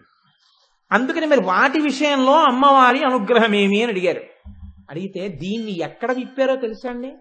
అందుకే నేను అంటుంటాను, అమ్మవారి యొక్క విషయాన్ని అమ్మవారే ఎదురుగుండా నిలబడి చెప్పించింది. ఎవరికి అవి ప్రచోదనమైనవి కావు. అమ్మవారి ఎదురుగుండా నిలబడి తానే అనుగ్రహించి ఈ విషయాలు అవతల వారికి అర్థమయ్యేలా చేసి వారిలోంచి బయటికి వచ్చేట్టు చేసి లోకాలను అనుగ్రహించింది. అప్పుడు మీరు గమనించండి, ఎవరు చెప్తున్నది? అమ్మవారే చెప్తుంది. అందుకే మూకశంకరులతో చెప్పించింది ఆవిడే. ఆయన అన్నారు, దధానో భాస్వత్తామృత నిలయో లోహితవపు వినమ్రాణాం సౌమ్యో గురురపి కవిత్వంచ కలయన్ గతౌ మందో గంగాధర మహిషి కామాక్షి భజతాం తమక్కేతుర్మాతస్తవ చరణ పద్మో విజయతే. ఆయన అన్నారు, ఎవరు చెప్పారమ్మా నవగ్రహాలు ఏవో చేయగలవని? నవగ్రహాలు ఏం చేయవమ్మా అన్నారు. అదేమిటయా, లోకమంతా గ్రహాలకి గడగడలాడిపోయి మినుముల దానం పెసల దానం దానాలు చేసుకుంటూ భయపడుతూ అందరూ తిరుగుతుంటే ఏమీ చేయమంటావేమిటి నువ్వు గ్రహాలు అంటే? ఆయన అన్నారు, ప్రకాశం కదమ్మా సూర్యుడంటే. అసలు నీ శరీరం అంతా ప్రకాశమే, కాంతి. నీ పాదములను పట్టుకున్న వాడికి ఈ పాదముల కన్నా సూర్యకాంతి గొప్పదా? నీ పాదముల కాంతి ఉపాసన చేసిన వాణ్ణి ఆ సూర్యగ్రహం ఏం చేయగలదు? ఏమీ చేయలేదు. ఈ కాంతి ఉపాసన ముందు ఆయన ఇవ్వగలిగినటువంటి దుష్ఫలితములు ఏమైనా ఉంటే ఆగిపోవలసిందే. అమృత నిలయో, అమ్మా నువ్వు అమృతత్వానికి ప్రతీక. నీ పాదములు పట్టుకున్న వాడికి అమృతమునకు నిలయుడైనటువంటి చంద్రగ్రహం ఏం చేయగలదు? అదేం చేయలేదు. ఉచ్చం నీచం మిత్ర అమిత్ర సమానం లేకపోతే గోచారం ఆ గ్రహాలు ఏం చేయలేవు. ఎరుపుతనంలో నువ్వే కుజుడై ఉన్నావు, నీ ఎరుపుతనమే కుజగ్రహం. నీ పాదములు పట్టుకుని ఉండగా కుజగ్రహం మమ్మల్ని ఏం చేస్తుందమ్మా? నువ్వు ఎవరు వినయంతో నమస్కారం చేస్తున్నారో వాళ్ళ పట్ల నువ్వు పరమ సౌమ్యురాలివి. సౌమ్యమైన గ్రహమే శుక్రగ్రహం. అప్పుడు లేదా బుధగ్రహం, సౌమ్యగ్రహం అయినటువంటి బుధగ్రహం నీ పాలిట వినతులై ఉన్న వాళ్ళని ఏం చేస్తుందమ్మా? అదేం చేయలేదు గోచారంలో. అలాగే నిన్ను గురువుగా నమ్ముకుని నీ పాదాలు పట్టుకుని జ్ఞానం పొందాలనుకున్న వాడికి గురుగ్రహం ఏం చేయగలదు? అది ఇంకో స్థానంలో ఉంది. గురుగ్రహం బలహీనంగా ఉందని ఏం చేయలేదు. ఆ పెద్ద గురుగ్రహం అమ్మవారి పాదాలు మాకు అండగా ఉన్నాయి. కవిత్వం ఇవ్వడంలో శుక్రగ్రహం నువ్వై ఉన్నావు. నీ యొక్క కాంతిని ఉపాసన చేసిన వాడికి శుక్రగ్రహం ఏం చేస్తుంది? అంతకన్నా గొప్ప సాహిత్యం సంగీతం వస్తాయి. అమ్మా మందగతిలో మెల్లగా నడవడంలో శనిగ్రహం కన్నా మెల్లగా నడవగలిగినటువంటిది, అందంగా నడవగలిగినటువంటి నడకలు నీకున్నాయి. కాబట్టి మందగతి నీకుంది. మందగ్రహం అయినటువంటి శనిగ్రహం మమ్మల్ని ఏం చేస్తుందమ్మా? నీ పాదాలు పట్టుకుని ఉండగా తమస్సుల పాలిట, చీకటి పాలిట, అజ్ఞానం పాలిట, అవిద్య పాలిట, అయోమయం పాలిట నీవు అగ్ని కాంతి, రాహువు కేతువు నువ్వై ఉన్నావు. నీ పాదములు మేం పట్టుకుని ఉండగా మమ్మల్ని రాహువు కేతువు ఏం చేస్తారమ్మా? మమ్మల్ని ఏం చేయలేరు. కాబట్టి తల్లి 9 గ్రహములు నువ్వై ఉండగా 9 గ్రహముల యొక్క కాంతిని అటువంటి లక్షణాల్ని తిరస్కరించగలిగినటువంటి లక్షణములు నీలో ఉండగా నీ పాదములను పట్టుకున్న వాణ్ణి ఆ నవగ్రహాలు ఏం చేస్తాయమ్మా అన్నారు. దీన్నే మీరు శైవ సిద్ధాంతంలోకి తీసుకొస్తే ఆ నవగ్రహాలు కాళహస్తీశ్వరుడికి కవచమై ఉన్నాయి. కాళహస్తీశ్వరుడి పాదాలు పట్టుకున్న వాడిని గ్రహాలు ఏం చేస్తాయండి? గ్రహాలు కూడా ఏం చెయ్యలేవు. అందుకే నేను ఈ మాట చెప్పినప్పుడు మీరు కొంచెం జాగ్రత్తగా గమనించే ప్రయత్నం చేయండి. జ్యోతిషము అన్న మాటకు అర్థం ఏమిటో తెలుసా అండి? జ్యోతిష్యము అంటే వేదమునకు ఉపాంగముగా అది ఎక్కడుంటుంది అని అడిగారు. అది నేత్రస్థానంలో ఉంటుంది. నేత్రస్థానం అంటే నేత్రం ఏం చేస్తుందండి? దూరంగా ఉన్నది చూస్తుంది, చూసి చెప్తుంది అదిగోనయ్యో అక్కడ దూరంగా అదిగో ఆ ట్యూబ్లైట్ వెలుగుతోందని చెప్తుంది. కన్నొక్కటే చూడగలదు దూరం. జ్యోతిష్యం ఉపాంగమై నేత్రస్థానంలో ఉంటుంది వేదానికి. కాబట్టి జ్యోతిష్యం ఏం చేస్తుందంటే దూరంగా రాబోయేటటువంటి విషయాల్ని గ్రహముల యొక్క గోచార రీత్యా లెక్కలు కట్టి చెప్తుంది.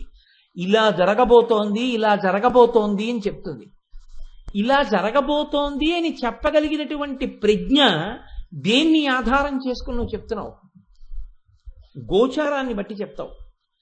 గ్రహములు ఆయా సమయములలో ఏ స్థానములో ఉన్నాయి, ఏ స్థానములతో ఉన్నటువంటి గ్రహములతో కూడి ఉన్నాయి, ఏ గ్రహములు ప్రధానమైనవి బలహీనంగా ఉన్నాయి, ఏవి బలంగా ఉన్నాయి, ఏవి ఏ స్థానాల్లో ఉన్నాయి, ఎలా కదులుతున్నాయి, ఎన్నాళ్ళు ఇలా కదులుతాయి, దీని గోచారం ఏమిటి, దీనికి ఏ ఫలితాలు వస్తాయి, నువ్వు రాశి చక్రాన్ని చూసి చెప్తున్నావు. కానీ ఇలా రాశి చక్రం చూసి చెప్పినటువంటి జ్యోతిష ఫలితం అందరి ఎడల నిజము కాదు అని చెప్పారు. ఎందుకో తెలుసా అండి?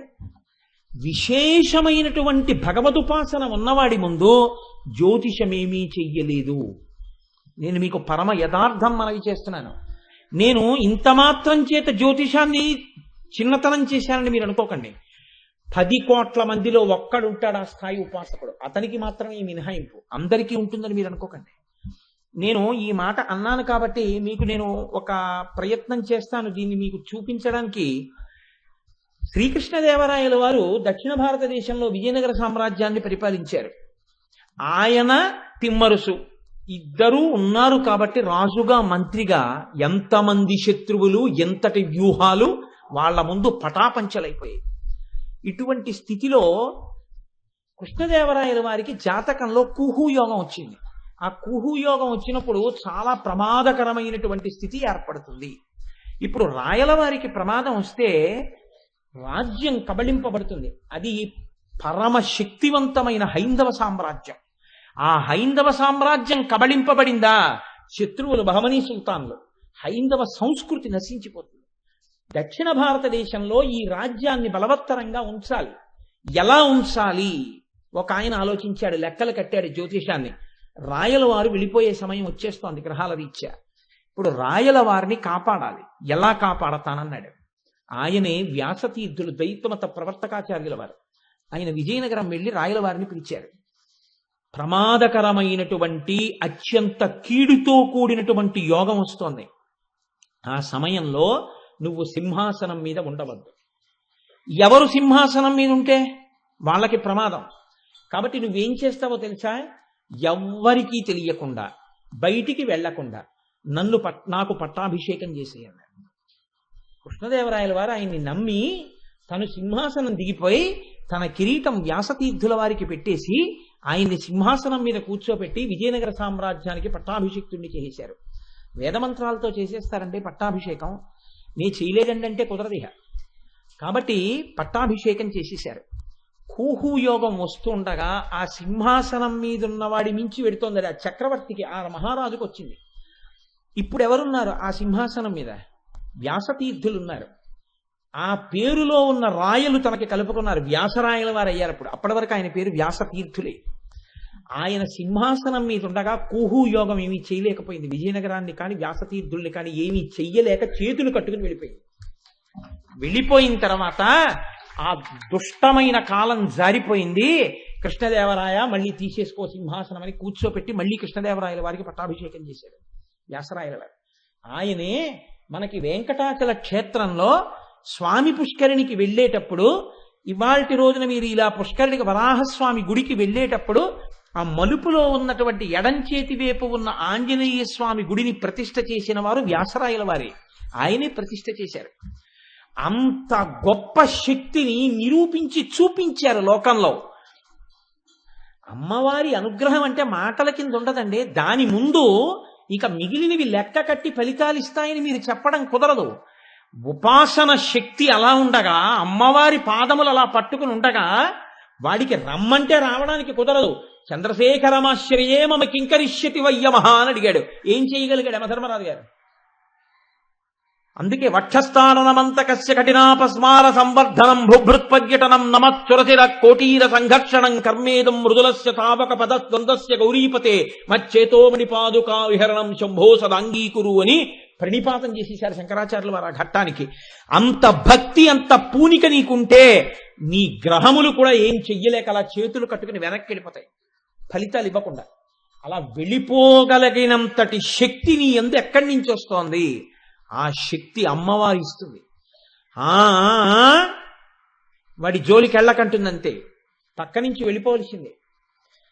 అంతటి శక్తి అమ్మవారి పాదములలోంచి వస్తోంది. ఆవిడ పాదములు పట్టుకుని ఉండగలిగావా, సామాన్యముగా ఇవ్వగలిగినటువంటి ఫలితములను గ్రహములు కూడా నీ యందు ఇయ్యలేవు. తారుమారవుతాయి ఫలితాలు, శుభాలిచ్చి వెళ్ళిపోవలసిందే. అది అమ్మవారి అనుగ్రహం అండి. అందుకనే మీకు నేను ఒక ఉదాహరణ చూపిస్తాను. గ్రహాలు లొంగడం ఏమిటండి, అమ్మవారు లొంగిపోయింది తెలుసా అండి. అమ్మవారు లొంగిపోయింది స్వయంగా. శృంగగిరి పీఠానికి ఉగ్ర నృసింహభారతీ స్వామి వారని ఒక మహానుభావుడు పీఠాధిపత్యం చేశారు. ఆయన ఎంతటి పీఠాధిపత్యం చేసిన మహానుభావుడంటే, ఆయన ప్రతిరోజు కేవలం కాకరాకులు తినేవారంతే. కాకరాకులు ఒక్కటి తిని 24 గంటల్లో 20 గంటలు తపస్సు చేస్తే అనిమాది సిద్ధులన్నీ ఆయనకు వశమైపోయాయి. ఆయన వచ్చి నిలబడితే ఎవ్వరూ ఏం చేయలేకపోయారు. మీకు అంతవరకు ఎందుకండి, ఇప్పటికీ మీరు శృంగేరి వెళితే శత్రు సైన్యం వచ్చేస్తోంది, శారదాదేవి యొక్క ఆస్తిని కొల్లగొట్టడానికి, అమ్మవారికి ఉన్నటువంటి నగలను ఎత్తుకుపోవడానికి వచ్చేస్తున్నారంటే, శృంగగిరి పీఠాధిపతులు బయటికి వచ్చి ఒక చోట నిలబడి, నేను యుద్ధం చేయడం ఏమిటి, సన్యాసిని నేనేమి యుద్ధం చేస్తాను, నేను చెయ్యక్కర్లేదు యుద్ధం, ఈయన చూసుకుంటారని చెప్పి ఒక గడప దగ్గరికి వెళ్ళి నిలబడి ఇలా ఇలా ఇలా ఇలా అన్నారు. అంటే దాని మీద కూర్చో గణపతి కూర్చున్నారు. ఇప్పటికీ తోరణ గణపతి అంటారు. మీరు శృంగేరి లోపలకు అడుగు పెట్టాలంటే పీఠంలోకి ఆయన అనుగ్రహం ఉండాలి. అక్కడ కొబ్బరికాయ కొట్టెడతారు. శృంగేరి పీఠంలోంచి బయటికి వెళ్ళాలంటే ఆయన అనుగ్రహం ఉండాలి. కొబ్బరికాయ కొట్టి బయటికి వెడతారు. ఇన్ని వేల మంది శత్రు సైన్యం శృంగేరి పీఠంలోకి వెళ్ళలేకపోయింది ఆయన ఆ పైన కూర్చుని ఉండగా. సనాతన ధర్మంలో చూపించారండి శక్తి అంటే ఏమిటో, ఉపాసన అంటే ఏమిటో, అనుష్ఠానం అంటే ఏమిటో చూపించారు. వాళ్ళ శక్తి ముందు మిగిలిన శక్తులు ఎక్కడ నిలబడతాయి? ఆ ఉగ్ర నృసింహభారతీ స్వామి వారు మహాపురుషుడు, అసలు అనితర సాధ్యమైనటువంటి శక్తి సంపన్నత పొందారు ఆయన. ఆయన ఒకసారి మధురై వెళ్ళారు మీనాక్షి అమ్మవారి దర్శనానికి. ఆయన వెళ్ళి అమ్మవారిని చూసి అన్నారు, మేము లోపలికి వెళ్ళి అమ్మవారిని అర్చన చేస్తామన్నారు. అంటే అర్చకులు అన్నారు, మీరు వెళ్ళడానికి వీల్లేదు, మేమే చేస్తాం పూజ మీ తరపున కూడా, మీరు అలా నిలబడండి నమస్కారం చేస్తాం అన్నారు. అంటే ఆయన అన్నారు, ఏం మేము ఎందుకు వెళ్ళకూడదన్నారు. సరే వాళ్ళు ఏదో వాళ్ళకి తోచిన మాటలు ఏవో చెప్పారు. ఇప్పుడు ఆ ఛాందసం గురించి నేను మాట్లాడను, అందుకని మీరు వెళ్ళకూడదు మేమే పూజ చేస్తా ఉన్నారు. ఆహా మీరే చేస్తారా, మేము వెళ్ళకూడదా అమ్మవారి పూజకి అన్నారు ఆయన. అని ఏదో కొబ్బరికాయలు తిండి అన్నారు. శిష్యులో కొబ్బరికాయ తెచ్చారు, లోపలికి వెడుతున్నారంటే పూజకి తీసుకొచ్చారు. ఆయన చేత్తో కొబ్బరికాయ పట్టుకుని మంత్రాలు చదివారు. అమ్మవారిలో ఉన్నటువంటి కళలన్నీ కొబ్బరికాయలో వెళ్ళిపోయాయి. ఆయన మీనాక్షి గుళ్ళో ఉందో నా చేతి కొబ్బరికాయలో ఉందో చూసుకొని పట్టుకెళ్ళిపోయారు. తన విడికి పట్టుకెళ్ళిపోయి పీఠం మీద కూర్చోబెడితే ఆ కొబ్బరికాయ కొన్ని వేల వోల్ట్ల బల్బులు పెట్టినట్టు ప్రకాశించేసింది. ఆయన కూర్చుని కొబ్బరికాయకి పూజ చేశారు. మధుర మీనాక్షి గుళ్ళోంచి బయటికి వెళ్ళిపోయిందండి, ఆయన ఉన్న విడికి వెళ్ళిపోయింది. అర్చకులు పూజ చేద్దామని కూర్చున్నారు. అమ్మవారి విగ్రహం బొగ్గులైపోయింది. లేదు కళ, ఒక్క కళ లేదు. హడిలిపోయారు. అమ్మ బాబో ఇది ఉగ్ర నృసింహభారతి అంటే అని వెళ్ళి ఆయన కాళ్ళ మీద పడ్డారు. మహానుభావ తప్పైపోయింది, ఇన్ని లక్షల మందో మీనాక్షి దర్శనానికి వస్తారు, మీరు కొబ్బరికాయతో శృంగేరి పట్టుకెళ్ళిపోతే ఎలాగా, అందుకని మీరు దాన్ని మళ్ళీ అందులోకి పెట్టేసేయండి అన్నారు. సరే వదిలేస్తాం, బుద్ధి వచ్చింది కదా అని ఆయన మళ్ళీ వచ్చి కొబ్బరికాయని పట్టుకుని మళ్ళీ మంత్రం చదివారు. ఇందులో ఉన్నటువంటి కళలన్నీ మళ్ళీ అమ్మవారిలోకి వెళ్ళిపోయాయి. సనాతన ధర్మం అంటే అదండి. సనాతన ధర్మం అంటే మాటలు కాదు, అదేమి షో కాదు, చూపించారు. ఒకరు కాదు, ఇద్దరు కాదు, ఎంత మంది చూపించారో దాని శక్తి ఏమిటో. అమ్మవారే ఇన్ని బ్రహ్మాండములకు నాయకి, తన కనుబొమల యొక్క కదలికలతో లోకాన్ని పరిపాలించగలిగిన తల్లి తనని ఉపాసన చేసినటువంటి భక్తులకు లొంగిపోయి కొబ్బరికాయల్లోకి వెళ్ళిపోయింది. మీకు నేను ఒక ఉదాహరణ చెప్తాను దానికి. అంటే నేను ఏది చెప్పినా దాన్ని సబ్స్టాన్షియేట్ చేసుకోవాలనే తాపత్రయం ఒకటి ఉంటుంది. తండ్రి ఒక పుణుకుల గంపోటు ఇచ్చాడు అన్నదమ్ములు ఇద్దరికి, కొడుకులకి. మీరు ఎప్పుడు అమ్మినా డబ్బుకే అమ్మండి, అరువుకు అమ్మద్దు. ఒక్కొక్క పుణుకు 10 పైసలు. 100 పుణుకులు ఇస్తున్నాను, డబ్బులకే అమ్మండి, పొరపాటున కూడా అరువు ఇవ్వవద్దు, డబ్బు పుచ్చుకోకుండా పుణుకు ఇవ్వవద్దు అని చెప్పాడు. తప్పకుండా పాటిస్తాను నాన్నగారు అన్నారు. ఇద్దరూ కలిసి వెడుతున్నారు. ఒకడు మోస్తున్నాడు, ఒకడు పక్షులు తోలుతున్నాడు. ఈ పక్షులు తోలుతున్న వాడికి ఆ వాడిని చూస్తుంటే ఒక్క పుణుకు తింటే బాగుండని ఉంది. డబ్బులు పుచ్చుకోకుండా తినద్దన్నాడు తండ్రి. అందులో కొనుక్కుంటే కదా తినడం. ఇద్దరి దగ్గర ఏం లేవు, ఎవరో అవి కొనుక్కు తినాలి, ఇంకోళ్ళు అయ్యో వాళ్ళు తింటారే అని బాధపడుతున్నారు.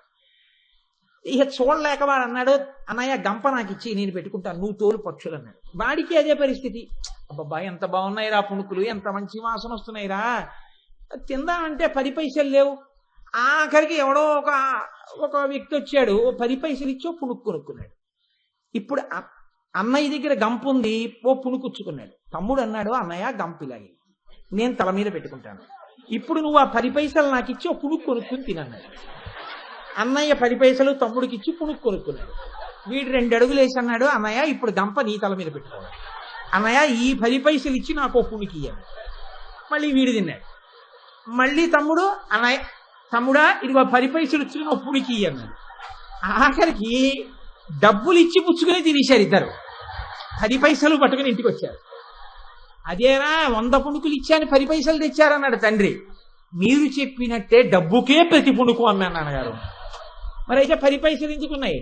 అన్నయ్య దగ్గర ఉన్నప్పుడు 10 పైసలు ఇచ్చి నేను కొనుక్కున్నాను, నా దగ్గర ఉన్నప్పుడు 10 పైసలు ఇచ్చి అన్నయ్య కొనుక్కున్నాడు. అంటే హేతువు లేనటువంటి సిద్ధాంతాలు ఏమీ నిలబడవు. అంటే అదే ఆ నాన్నగారి యొక్క ఉద్దేశం. అలా 10 పైసలు ఇచ్చి కొనుక్కుని వీళ్ళిద్దరిని తిరగ ఉన్నటువంటి 99 వీళ్ళిద్దరిని తినేమనే అది కాదు కదా. కాబట్టి ఒక సిద్ధాంతాన్ని ప్రతిపాదన చేసే ముందు దాని యందు మీరు సునిశిత బుద్ధితో ఉండవలసి ఉంటుంది. ఇప్పుడు మంచి లెక్క ఒక దాన్ని కట్టుకున్నాడు ఆయన. ఏమని కట్టుకున్నాడు? మళ్ళీ వెనక్కి వెళ్ళండి మీరు గబుక్కు, ఎక్కడ బయలుదేరాం అదిలేసి పుణుకులు పట్టుకోకండి. మహానుభావుడు భాస్కరాచార్యుల వారు కూతురుకి సుముహూర్తంలో వివాహం చేస్తే ఎందుకు బాల వితంతు అవుతుంది అని నమ్మకం పెట్టుకుని ముహూర్త నిర్ణయం చేసుకున్నాడు. ఇప్పుడు ముహూర్తం ఎలా తెలుస్తుంది? ఏదో 11:42 సుముహూర్తం, 11:42 అయిందని ఎలా తెలుస్తుంది? అప్పుడు గడియారాలు లేవు. అందుకని చెప్పి ఆయన ఒక ఘటికా యంత్రము అని ఒక యంత్రం పెట్టుకున్నాడు. దాని పైన బీకర్ ఉంటుంది. అందులో ఇంతకీ ఎక్కడి నుంచి వచ్చామంటే కాఫ్ సిరప్ మీద ఉన్నటువంటి కప్పుకున్నటువంటి ఆ గీతలు, అలా గీతలు ఉంటాయి. ఆ గీతలు 60 గీతలు గీసి ఉంటాయి. ఒక్కొక్క గీత 24 నిమిషములకు చిహ్నం. అంటే ఒక రోజులో 60వ వంతుకి అది చిహ్నమై ఉంటుంది. అంటే 60 24లు 1440 నిమిషాలు. 1440 డివైడెడ్ బై 60 24 గంటలు ఒక రోజు అవుతుంది. కానీ 60వ వంతు గీత 24 నిమిషాలకి నిలబడుతుంది. ఇప్పుడు ఆ ఇసుక మెల్లగా జారుతూ ఉంటుంది కింద పాత్రలోకి. ఇసుక ఏ స్థాయికి వచ్చింది అన్న దాన్ని బట్టి గణన చేసి దాన్ని బట్టి సమయాన్ని నిర్ధారణ చేసి పిల్లకి జీలకర్ర బెల్లం పెట్టిస్తాడు. చాలా జాగ్రత్తగా పొద్దుని బట్టి ఆ యంత్రం పెట్టాడు. ముహూర్తానికి జీలకర్ర బెల్లం పెట్టిద్దాం అనుకున్నాడు, కూర్చున్నాడు. క్రతువు జరుగుతోంది. ఈలోగా చిన్నపిల్ల అష్టవర్షేద్ భవేత్ కన్యా కదా ఆ రోజుల్లో. కాబట్టి ఆ పిల్ల ఆడుకుంటూ ఈ ఘటికా యంత్రం దగ్గరికి వచ్చి ఇలా తొంగి చూసింది. చిన్నపిల్ల చేష్టతో ఆ పిల్ల ముక్కుకున్నటువంటి ముత్యం జారి అందులో పడింది. పడ్డంలో ఇసుక 2వ పాత్రలోకి వెళ్లే దగ్గర ఆ ముత్యం గుండ్రంగా ఉన్నది దొల్లుతూ వెళ్లి అడ్డుపడింది. వెళ్ళవలసినంత ఇసుక వెళ్లకుండా తక్కువ వెళ్ళింది. సుముహూర్తం దాటిపోయింది. ఈ గీతల్ని బట్టి ఆయన పిల్లకి పెళ్లి చేశాడు. ఉత్తర క్షణం ఆమె భర్త చచ్చిపోయాడు. ఇప్పుడు ఆయన అన్నాడు, జ్యోతిష్యం తప్ప ఘటికాయంత్రం తప్ప ఈశ్వరానుగ్రహం గొప్పదా అని ఘటికాయంత్రాన్ని చూశాడు. ముత్యం ఉంది. ఎక్కడది ముత్యం అని అడిగాడు. తన కూతురు యొక్క ముక్కునత్తులో ముత్యమే అందులో పడిపోయింది. అప్పుడు ఆయన తన కూతురికి గణితం నేర్పి మహావిద్వాంసురాల్ని చేశాడు. ఆయన చేసిందే భాస్కర గణితం అని వచ్చింది లోకంలో. లీలావతి గణితం అని ఆవిడ పేరు మీదే వచ్చింది. కాబట్టి ఇప్పుడు చెప్పండి, జ్యోతిష్య శాస్త్రమునందున్నటువంటి సమస్త సమర్థత గొప్పదైందా, ఈశ్వరానుగ్రహం గొప్పదైందా? ఈశ్వర నిర్ణయం గొప్పదైంది. ఆ ఈశ్వర నిర్ణయాన్ని ఏది ప్రభావితం చెయ్యగలదో, మీరు ఈశ్వరుడి పాదములు పట్టుకున్న తీరు నిర్ణయం చెయ్యగలదు. మీరు భగవంతుడి పాదములు గట్టిగా పట్టి ఉండగా మిమ్మల్ని ఎలా చెనకుతాయండి గ్రహాలు? చెనకలేవు. మీకు ఈ పూనిక ఎక్కడి నుంచి కలుగుతుంది అంటే, ఓరి పిచ్చాడా, ఇందులో ఉన్నది తెలుపురాయి ఎరుపురాయి అనుకోకు. ఈ తెలుపురాయి ఎరుపురాయి శుక్రగ్రహాన్ని కుజగ్రహాన్ని శాసనం చేయగలవు. నీ సుఖ దుఃఖాల దగ్గర నుంచి సమస్తాన్ని, నవగ్రహాల్ని, కదలికల్ని, గోచారాల్ని నియంత్రణ చేసి నిన్ను సుఖంగా ఉంచి భక్తి జ్ఞాన వైరాగ్యములనిచ్చి తుట్టతుదన నువ్వు మోక్షం వైపుకి అడుగులు వేయగలిగినంతటి స్థితిని కూడా నీకు నా యొక్క నాసాభరణ దర్శనము ఇయ్యగలదు. ఇది చెప్పడం తారాకాంతి తిరస్కారి నాసాభరణ భాసురా. మీరు అటువంటి శక్తిని, అటువంటి స్థితిని ఊహించకుండా కేవలం అది అమ్మవారి యొక్క ముక్కు అడ్డబాసకి ఉన్నటువంటి శక్తి, అది అంత కాంతివంతంగా ఉంటుంది అని మీరు ఒక మాట అన్నారనుకోండి, నేను దాన్ని కాదు అని అనడానికి ప్రయత్నం చేయట్లేదు. కానీ ఒక్కటి జ్ఞాపకం పెట్టుకోండి, దాని వలన మీకు ఉపాసన యందు వచ్చే ప్రయోజనం ఏమైనా ఉంటుందా అంటే ఉండదు. మీరు అమ్మవారి యొక్క ముక్కు ఆభరణం వెనకాతల ఉన్నటువంటి తాత్వికమైన రహస్యాన్ని తెలుసుకుని భక్తిని పొంది ఆవిడ పాదములు పట్టుకుంటే దానివల్ల మీరు జీవితంలో సుఖదుఖములను పొందడంలో మార్పు వస్తుంది. ఎప్పుడు సుఖాలను అనుభవించమని కాదు, ఆ సుఖముల పట్ల వైరాగ్యము కూడా కలుగుతుంది.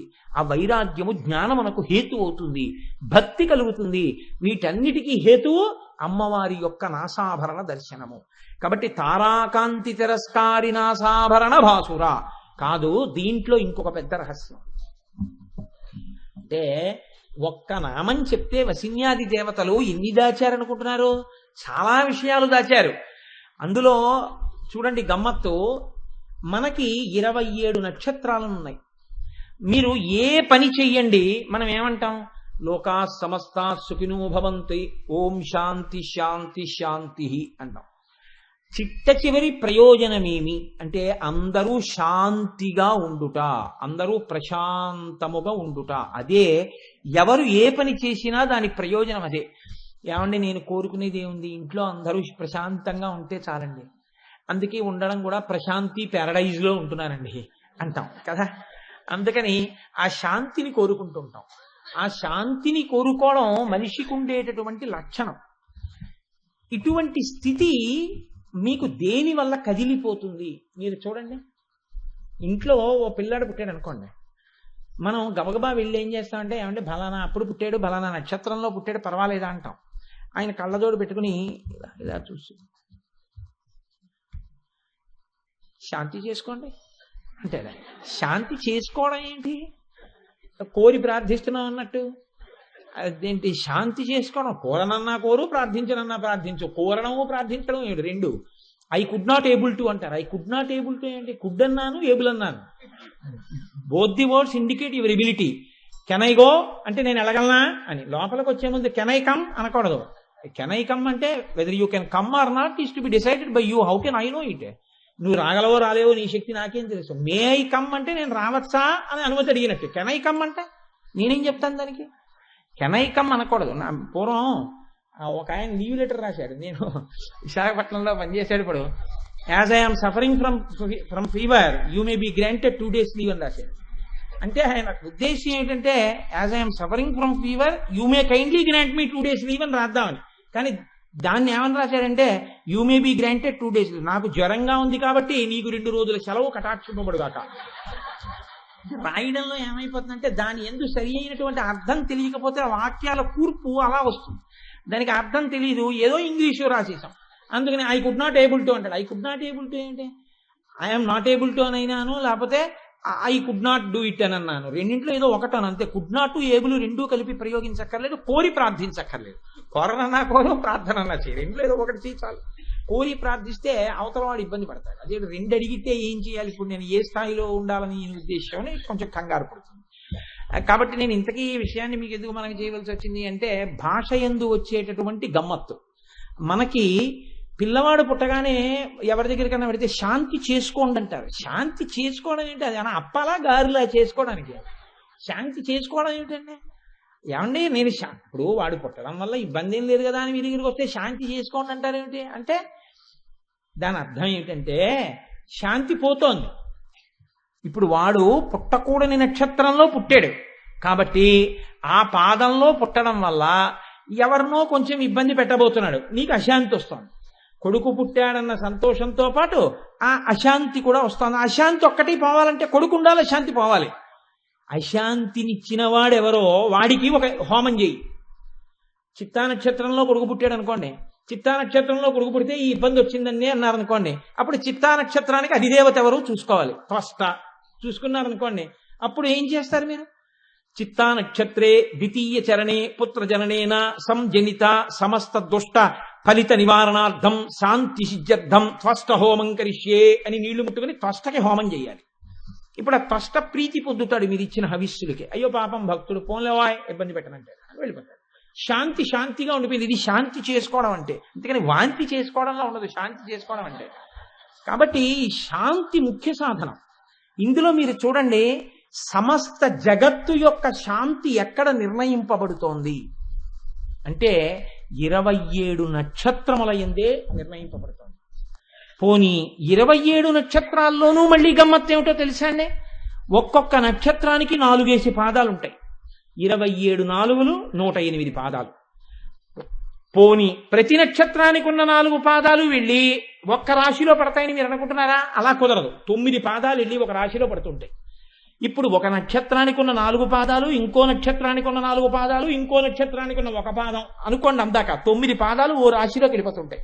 ఇప్పుడు అలా ద్వాదశ రాశులు ఉంటాయి. 12 9 108 మళ్ళీ.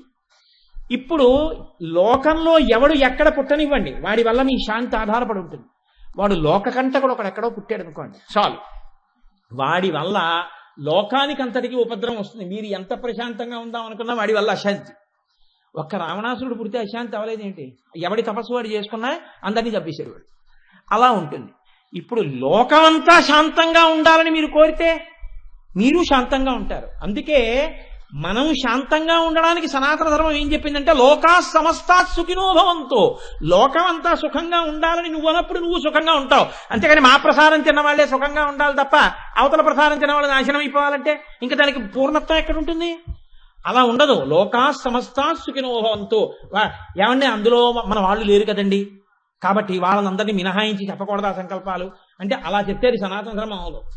ఎవడైనా చతుష్పదే ద్విపదే 2 పాదాలు ఉన్నది 4 పాదాలు ఉన్నది ఎవరైనా శాంతి మనుషుల వల్లే ఉంటుంది అనుకోకండి మీరు. మొన్న ఎప్పుడో నేను వార్తలు చూస్తుంటే చూశాను, గుర్రానికి పిచ్చెక్కి ఢిల్లీ వీధుల్లో అలా వెళ్ళిపోతున్నామని గరిచేసింది. గుర్రానికి పిచ్చెక్కుతుందని అది కరుస్తుందని అలా వెళుతున్న వాడిని ఊహిస్తారండి? అది వార్తల్లో చూసి నేను నిశ్చేష్టుణ్ణి అయిపోయాను. అది రాను కరవను, కింద పడిపోయిన వాడు పెడుతుంటే మళ్ళీ రాను కరవను, తన గిట్టలతో తన్నను, భయంకరంగా కరిచేసిందండి ఒళ్ళంతా. పిచ్చెక్కిన గుర్రం, ఎక్కడో ఏనుగులు, చిరుతపులు వచ్చేస్తోంది విశాఖపట్నంలో. ఏమనుకోవాలి? అంటే శాంతి అనేది మీ ఒక్కరి చేతిలో లేదు. ఎన్ని ఉత్పాతములో ఈశ్వరానుగ్రహ లోపమే అశాంతికి కారణము. సనాతన ధర్మం అంది లోకమునందు శాంతికి ఏది ప్రధాన హేతువో తెలుసా? ఆ 27 నక్షత్రాల 4 పాదాలే కారణమై ఉన్నాయి. ఆ 27 × 4 108లో ఎవడు ఎప్పుడు ఎక్కడ ఎలా పుడుతున్నాడో వాడి వల్ల శాంతి అశాంతులు నిర్ణయింపబడుతున్నాయి. ఇప్పుడు నువ్వు శాంతంగా ఉండాలంటే ఆ 27 నక్షత్రాల యొక్క 4 పాదాలలో ఎవరు ఎక్కడ పుట్టినా లోకమంతా శాంతంగా ఉండాలంటే ఎలా కుదురుతుంది? ఆయా నక్షత్రముల పాదములకు ఆయా రాశి చక్రాలకి భేదాల్ని బట్టి ఒక్కొక్కలా ప్రవర్తిస్తాయి. ఇవన్నీ ప్రశాంతంగా ఎలా ఉంటాయండి? కుదరదు కదా. అంటే ఇక్కడే ఒక గమ్మత్తైన మాట చెప్పారు. ఈ 27 నక్షత్రాలు పేర్లు ఏమిటని అడిగారు. వెంటనే మనం అశ్వని భరణి కృత్తిక రోహిణి చెప్పేస్తాం. ఆయన అన్నాడు కాదు, 27 నక్షత్రాలే అయితే అన్ని నక్షత్రాలకి కలిపి ఒక్క పేరు ఏమైనా ఉందా? తార ఒక పేరుంది. అన్ని నక్షత్రాల పేరు తార కాదు, ఇంకొక పేరుంది. ఏమిటి? ఆ 27 నక్షత్రాలని కలిపి ఒక్క పేరుతోనే పిలుస్తారు, దాక్షాయణి. ఎందుకో తెలుసా అండి? దాక్షాయణి అంటే దక్షుని యొక్క కుమార్తె. 27 నక్షత్రాలు దక్ష ప్రజాపతి కూతుళ్ళు. దాక్షాయణి అన్న పేరుతో అమ్మవారికి 108 నామాల్లో నామం అందుకుంటుంది. 108 నామాలతో పూజ ఎందుకు చేస్తామంటే 27 × 4 108 పాదాల్లో పుట్టిన లోకమంతా శాంతంగా ఉండాలని. ఇప్పుడు మీరు అందులో దాక్షాయణి అన్న మాట చెప్పగానే 27 నక్షత్రములు × 4 108 పాదములు ఉపశాంతి పొందుతాయి. ఇప్పుడు చెప్పండి, తారా అన్న పేరుతో కూడా 27 నక్షత్రముల రూపంలో దాక్షాయణీదేవి ఉపశాంతి పొందుతోంది. అందుకని తారాకాంతి తిరస్కారి అంటే 27 నక్షత్రములు వాటి 4 పాదముల చేత లోకములో రకరకములుగా నడిపించి శాంతి అశాంతులను ఏర్పరచగలిగినటువంటి గ్రహముల యొక్క ఫలితములు ఇయ్యగలిగినటువంటి శక్తిని దాక్షాయణి అన్న ఒక్క నామంతో ప్రసన్నురాలై ఆమె 27 నక్షత్రములను 27 నక్షత్రముల 4 పాదములను 108 పాదములను 12 రాసులను నీ పట్ల ప్రసన్నమయ్యేటట్టు చెయ్యగలిగిన సమస్త శక్తి అమ్మవారి యొక్క నాసాభరణముగా ప్రకాశించి నీకు కనబడితే అదే తారాకాంతి తిరస్కారి నాసాభరణ భాసురా. ఇంతకన్నా నీకేమిటి కావలసింది?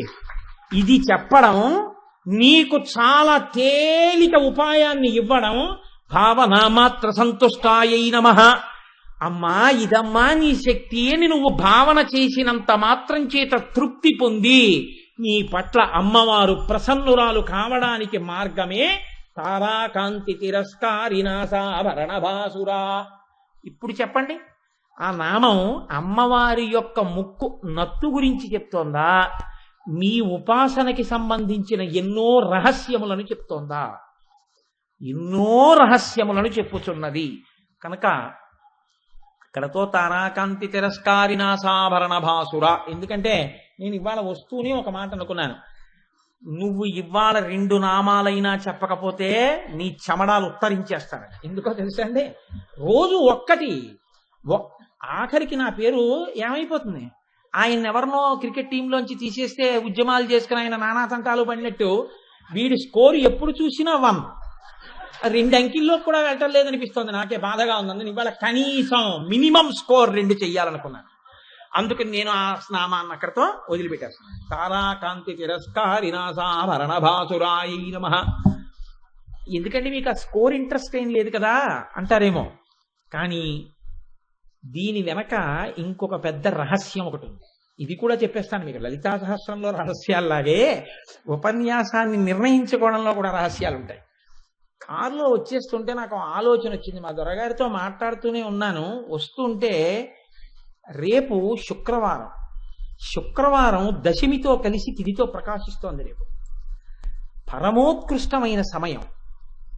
ఇంత పరమ పవిత్రమైన కాలంలో రేపు సాయంకాలం ఆడవాళ్ళందరి సౌభాగ్యం నిలబడడం అంటే ఏమిటండి?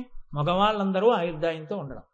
మగవాడికి ఉన్నటువంటి చాలా సులభమైన ఆశీర్వచనం ఏంటంటే, నా కాళ్ళకి నేను నమస్కారం చేసుకుని నేను అక్షతలు వేసేసుకుని దీర్ఘాయుష్మాన్ భవ అనుకోకూడదు. అది అలా కుదరదు. స్వయం ఆశీర్వచనాలు పనికిరావు. రమణ మహర్షి ఒక చమత్కారం చేశారు. అందరూ వచ్చి ఆయన కాళ్ళు పడుతుంటే ఎందుకు అలా పోటీలు పడి నా కాళ్ళు పడుతున్నారని అడిగారు. ఆ పుణ్యం కదండి అన్నారు. ఆయన అన్నారు ఒకసారి ఉండండి అని ఆయనే పట్టుకున్నారు. అంటే అదేమిటి అన్నారు. అంటే మరి ఆ పుణ్యం నాకు మాత్రం అక్కర్లేదా అన్నారు. అలా అందరూ నా కాళ్ళకి దండం పెడతారు కదండి, ఆశీర్వచనం అడుగుతున్నారు, నేను కూడా చేసుకుందాం అని పొద్దున్నే ఒకసారి నా కాళ్ళకి నేను దండం పెట్టేసుకుని నేనే అక్షతలు వేసేసుకుని ఆయుష్మాన్ భవ అనుకోకూడదు. నా ఆయుర్దాయం బాగుండాలని నేను కోరుకోవాలంటే తేలిక మార్గం ఏమిటో తెలుసా అండి లోకంలో? అలా నన్ను నేను ఆశీర్వచనం చేసుకోకుండా చేసుకోగలిగిన శక్తి నాకు ఎప్పుడు ఉంటుందంటే మా ఆవిడ ద్వారా ఉంటుంది. మా ఆవిడ్ని పిలిచి భర్త గురువుతో సమానం నమస్కారం పెట్టు అన్నాను అనుకోండి. ఏమో ఫోన్లో ఏదో లలితాశాస్త్రం చెప్పుకుంటున్నాడు కదా దండం పెడుతుంటే దీర్ఘ సుమంగళి భవ అన్నాను అనుకోండి. ఏమిటని అర్థం? నాకు దీర్ఘాయుష్మాన్ భవ అంతే కదండి. నన్ను నేను ఆశీర్వచనం చేసుకోకుండా ఆశీర్వదించుకోవడానికి తేలిక మార్గం ఏమిటంటే అదో నమస్కారం పెట్టాలి. నా బతుకు ఎక్కడుందంటే దాని నమస్కారం మీద ఉందండి. ఆడదాని శక్తికి ఇంతకన్నా తార్కాణం ఏమిటండి లోకంలో? కాబట్టి రేపటి రోజు శుక్రవారం దశమితో ఉంది. రేపు సాయంకాలం అసుర సంధ్య వేళలో అమ్మవారి తాటంకముల గురించి చెప్పాలి అని కోరిక పుట్టింది. ఆ తాటంకముల గురించి అసలు పరవశించిపోయారు శంకరాచార్యులు వారు సౌందర్యలహరిలో. రేపు ఆ తాటంకాల గురించి నేను చెప్పాలి అంటే ఇవాళ నేను మళ్ళీ సింగిల్ రన్ కొట్టి వెళ్ళిపోయాను అనుకోండి. వెళ్ళిపోతే రేపు వచ్చేటప్పటికి ఏమవుతుందంటే కదంబ మంజరి క్లుప్త కర్ణపూర మనోహర వచ్చి కూర్చుంది. అందుకని ఇవాళ నేను ఈ 2 రన్స్ తీసేసాను అనుకోండి, రేపు నాకు తేలిగ్గా ఉంటుంది మ్యాచ్ ఆడడం. అందుకని తాటంక యుగళీభూత తపనోడుపమండల రేపు తెచ్చుకోవడం కోసమని నేను ఇవాళ కదరంబ మంజరీ క్లుప్త కర్ణపూర మనోహర దగ్గరికి కూడా వచ్చాను. కాబట్టి ఇప్పుడు ఇందులో స్వార్థం ఏమైనా ఉందా? 2 నామాలు చెప్పేద్దామని తాపత్రయమా? ఓ మంచి ప్రయోజనమేనా కాచాయని గారు? మంచి ప్రయోజనమే కదమ్మా. కాబట్టి అలా అని నేనేం ఆ నామ వ్యాఖ్యానాన్ని బాగా తగ్గించేశాను అనుకోండి, ముఖ్యమైన విషయాన్ని ప్రతిపాదన చేయడం జరిగింది. కదంబ మంజరీ క్లుప్త కర్ణపూర మనోహర అంటే అమ్మవారి యొక్క చెవియందు కడిమి పూల గుత్తిని పెట్టుకుంటుంది. ఈ కడిమి చెట్టు అని విశ్వనాథ సత్యనారాయణ గారు ఏకంగా ఒక నవలే రాశారు. ఈ కడిమి చెట్టు చాలా గమ్మత్తైనటువంటి చెట్టు. పరమ పవిత్రమైన వృక్షములు కొన్ని ఉంటాయి లోకంలో. ఇవి ఎండకి ఎండిపోతాయి, ఎండిపోయి ఆకులు మిగులుతాయి. అవి ఎప్పుడు పువ్వు పూస్తాయో తెలుసా అండి? లోకమంతా సంతోషించినప్పుడు పువ్వు పూస్తాయి. లోకము యొక్క సంతోషమును చూసి తాము సంతోషించే హృదయం ఉన్న చెట్లు కొన్ని. అందులో మొదటిది కదంబ వృక్షం. అది లోకమంతా ఎండ చేత శోషించిపోయిన తర్వాత వాన పడితే వెంటనే పువ్వు పూస్తుంది. కదంబ వనవాసిని, అమ్మవారు కదంబ వనంలో తిరుగుతుంటుంది. కాబట్టి ఆ కడిమి చెట్టుకి పూసినటువంటి పూలు ఏ ఉన్నాయో ఆ పూలు అమ్మవారు చెవిలో పెట్టుకుంటుంది. అవి 3 పూలు కింద గుత్తులు గుత్తులుగా పూస్తాయి. అందుకే మంజరి అన్న శబ్దం వేశారు. మంజరి అంటే గుత్తి. వాటిని ఇలా విరిచేసేస్తే దాని అందం ఉండదు. అవి ఎరుపు, పసుపు, ఎరుపు రంగుల్లో ఉంటాయి. అవి చాలా అందంగా ఉంటుంది. ఆ గుత్తి చూడగానే ఎంత కాంతివంతంగానో ఉంటుంది. ఆ మంజరి ఆ కదంబ పుష్పములు పూసినటువంటి 3 పువ్వులు పూసినటువంటి ఒక గుత్తి, ఒక మారేడు దళం ఎలా ఉంటుందో, ఒక తులసి దళం ఎలా ఉంటుందో, కదంబ పుష్పముల మంజరి అలా ఉంటుంది. ఆ మంజరిని అమ్మవారు చెవులో పెట్టుకుంటుంది. అంటే ఇప్పుడు పెట్టుకునేటప్పుడు ఎలా పెట్టుకుంటుంది? మళ్ళీ అదొక అనుమానం కదండి. పూలు ఇటు వెళ్తాయా, పూలు ఇటు వస్తాయా? అంటే ఆవిడ చెవిలో పువ్వు పెట్టుకోవడం ఏంటంటే అనుకోకండి. చెవిలో పువ్వు పెట్టుకోవడం అనేటటువంటిది పూర్వం ఆడవాళ్ళకి ఆభరణం పెట్టుకునేవారు. అలా పెట్టుకుని తీరాలి. ఎవరు? ప్రత్యేకించి వీరపత్ని పెట్టుకుంటుంది. ఎందుకు పెట్టుకుంటారు అంటే పువ్వులు ఇటు తొడిమె ఇటు పెట్టుకోకూడదు. పువ్వులు ఇటు తొడిమె వెనక్కి పెట్టుకోవాలి. పువ్వులు ఇటు దేనికి పెట్టుకుంటారంటే వీరపత్ని అయినటువంటి స్త్రీకి గొప్ప కానుక భర్త ఇచ్చేది ఏమిటో తెలుసా అండి? యుద్ధభూమికి వెళ్ళి శత్రువులను జయించిన తరువాత అంతఃపురంలోకి వెళ్ళిపోయి కవచం విప్పుతాడు. కవచం విప్పి చేతులకి కట్టుకున్నటువంటి రక్షణ సాధనాలు, పెట్టుకున్నటువంటి కిరీటం ఇవన్నీ తీసి పక్కన పెడతాడు. పక్కన పెట్టిన శత్రు సైనికులు వేసినటువంటి బాణముల దెబ్బలు ఉండి ఆ దెబ్బల చేత రక్తం కారుతుంటుంది కొద్దిగా. వీరపత్ని ఏం కోరుకుంటుందంటేట శత్రువులను గెలిచినప్పుడు తిన్నటువంటి దెబ్బలు రక్తం కారుతుండగా వాటి చేత భర్త తనని కౌగిలించుకోవాలని కోరుకుంటుంది. భర్త యుద్ధభూమి నుంచి తిరిగొచ్చి ధూళి దర్శనం మల్లికార్జునుడు ఇచ్చినట్టు అటువంటి కౌగిలింత భార్యకి పరమ వీరుడైనటువంటి భర్త కటాక్షిస్తాడు. ఆమెని కౌగిలించుకుంటాడు. కౌగిలించుకున్నప్పుడు ఆవిడ ఈయనకేమి ఆనందాన్ని ఇస్తుంది అని అడిగారు. అంటే ఆమె చెవిలో ఇటు పెట్టుకున్నటువంటి పువ్వులు, ఆ పువ్వుల యొక్క సువాసన భర్త యొక్క ముక్కుకి తగులుతుందట, నాసాపుటాలకి తగిలితే ప్రియమార కౌగిలించుకున్నటువంటి భార్య యొక్క ఆలింగన సుఖం చేత. అందుకే లోకంలో అత్యంత ఐశ్వర్యములేవి అని అడిగారు. 2 చెప్పింది శాస్త్రం. ఒకటి పరమ అనురాగవతి అయినటువంటి ప్రియపత్ని కౌగిలింత ఆలింగన సుఖము. 2 కొడుకుని కౌగిలించుకోవడం వల్ల వచ్చేటటువంటి సుఖము. అందులో మళ్ళీ పుత్రగాత్ర పరిష్వంగము అని కొడుకుని కౌగిలించుకున్నప్పుడు వాడి అవయవాలు ఒంటికి తగులుతున్నప్పుడు తండ్రి పొందేటటువంటి ఆనందం స్వర్గ సుఖాలకి కూడా సరిపోదు అంటుంది శాస్త్రం. అంత ఆనందాన్ని పొందుతాట తండ్రి. కనుక మహావీరుడైనటువంటి వ్యక్తి వచ్చి వీరకాంతని కౌగిలించుకున్నప్పుడు ఉత్తర క్షణంలో ఆయన సేద తీరడానికి ఆవిడ ఏ అలంకారాన్ని చేసుకుంటుంది అంటే ఆవిడ చెవిలో పుష్పగుచ్ఛాన్ని పెట్టుకుంటుంది.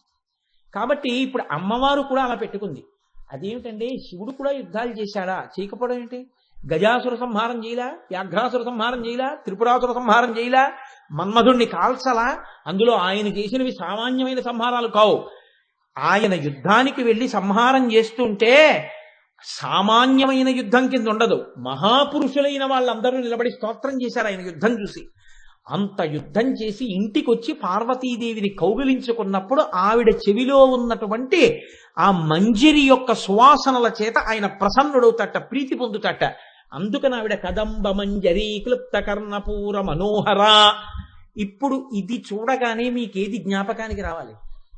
పార్వతీ పరమేశ్వరుల యొక్క ఆలింగనము జ్ఞాపకానికి రావాలి. వారిద్దరి యొక్క ఆలింగన సమయమునందు ఇద్దరూ పొందుతున్నటువంటి ఆనందము. ఇంత గొప్ప మర్యాదని నేను నా భార్యకి కృప చేశాను, ఇంతటి వీరుడైన వారికి ఉపశాంతినిచ్చాను అని పొంగిపోతున్న తల్లిదండ్రులు మనకి పరమ ప్రసన్నులై కనపడతారు. సనాతన ధర్మమునందు ఉపాసనలో ఒక్క స్త్రీగా కాని ఒక్క పురుషుడుగా కాని మనం చెయ్యం. అందుకే మొన్న మీకు చెప్పా, ఇలా అమ్మవారున్నా పక్కనే శివుడు ఉన్నాడని చెప్పాను. కాబట్టి ఇప్పుడు అందుకే అనుకల తనుకాండాలింగనారంభ శుంభత్ ప్రతిదిశ భుజ శాఖా శ్రీ సఖానోకహర్ధి స్తననయనగుళుచ్ఛస్పార పుష్పద్విరేఫ రచయితుమయి లక్ష్మీ కల్పవల్లి కటాక్షాన్ అంటారు. పెద్ద పెద్ద పువ్వులు ఉన్నటువంటి ఒక తీగ చెట్టుకి బాగా అల్లుకుంటే ఆ పువ్వులు బలమైనటువంటి చెట్టు కాండమునకు నొక్కుకుంటే ఎలా ఉంటుందో అలా అమ్మవారి చేత కౌగలింపబడినటువంటి అయ్యవారికి అమ్మవారి స్థనములు నొక్కుకుని ఉండగా చూసి దర్శనము చేసి నమస్కరించిన వాడికి అమ్మవారి అనుగ్రహం ఉత్తర క్షణంలో కలుగుతుంది. అయ్యవారి అనుగ్రహం ఈ దర్శనం మీకు చేయించడానికి కదంబ మంజరి క్లుప్త కర్ణపూర మనోహర ఈ నామం వచ్చింది. ఇప్పుడు తల్లిదండ్రులుగా మీరు వాళ్ళిద్దరినీ చూడ్డానికి ఇది మీకు హేతువై ఉన్నది. అందుకే ఈ నామంలో అమ్మవారు కదంబ పుష్పములను పెట్టుకున్నది అని ఆ పువ్వులే ఎందుకు చెప్పారో తెలుసా అండి? 2 తామర పూలో 2 కాగితం పూలో ఏవో పెట్టుకోకూడదు చెవులో, ఏవి పడితే అవి పెట్టుకోదు. ఆవిడ కేవలము భర్త దగ్గర అటువంటి సుఖాన్ని కోరి భర్తకు అటువంటి సుఖాన్ని ఇచ్చిన తల్లే కాదు. ఆవిడ ఎటువంటి తల్లి అంటే, ఈ కదంబ వృక్షానికి సంస్కృతంలో నీప అని ఒక పేరుంది. నీప అన్న పేరుకి అర్థం ఏమిటంటే నయతి ప్రాణిన సుఖం నీప, సమస్త ప్రాణులకు సుఖమునిచ్చేదాన్ని నీప అంటారు.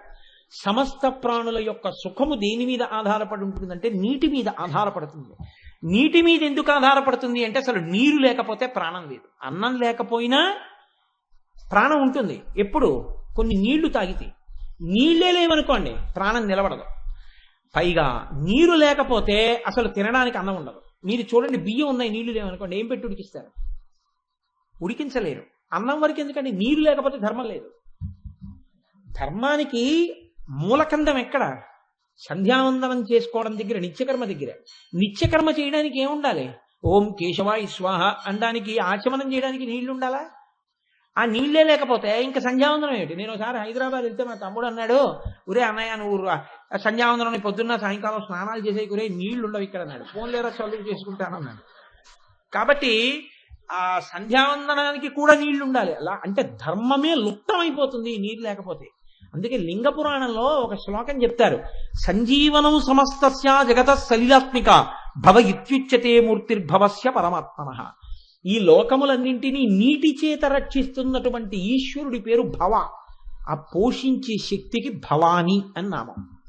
ఇప్పుడు అమ్మవారు లోకములన్నింటికీ సుఖములిస్తోంది. ఈ సుఖములను ఇవ్వడానికి కారణమేమి? వాళ్ళిద్దరి వంక అలా చూసి నమస్కారం చేస్తే చాలు, మీరు అన్ని సుఖములను పొందడానికి కావలసినటువంటి అనుగ్రహాన్ని ఆవిడ మీ యందు కృప చేస్తోంది.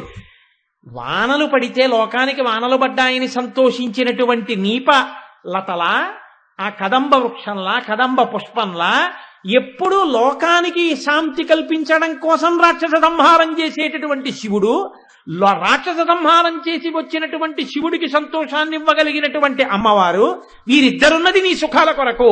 ఈ భావనతో నువ్వు తల్లిదండ్రులుగా వాళ్ళకి నమస్కారం చెయ్యడం, శత్రు సంహారం చేసి వచ్చినటువంటి వీరుడైన పరమశివుడికి ఆలింగనం చేసుకున్న అమ్మవారి చెవులలో అలంకృతమైనటువంటి కదంబ పుష్ప మంజరులలోంచి వస్తున్నటువంటి సువాసనలలో ఆఘ్రానించి ఉపశాంతి పొందినటువంటి పరమశివుడి యొక్క, పార్వతీదేవి యొక్క పాద ద్వంద్వమును నువ్వు చూసి నమస్కరిస్తే నీకు కూడా సుఖములకు హేతువగుచున్నది.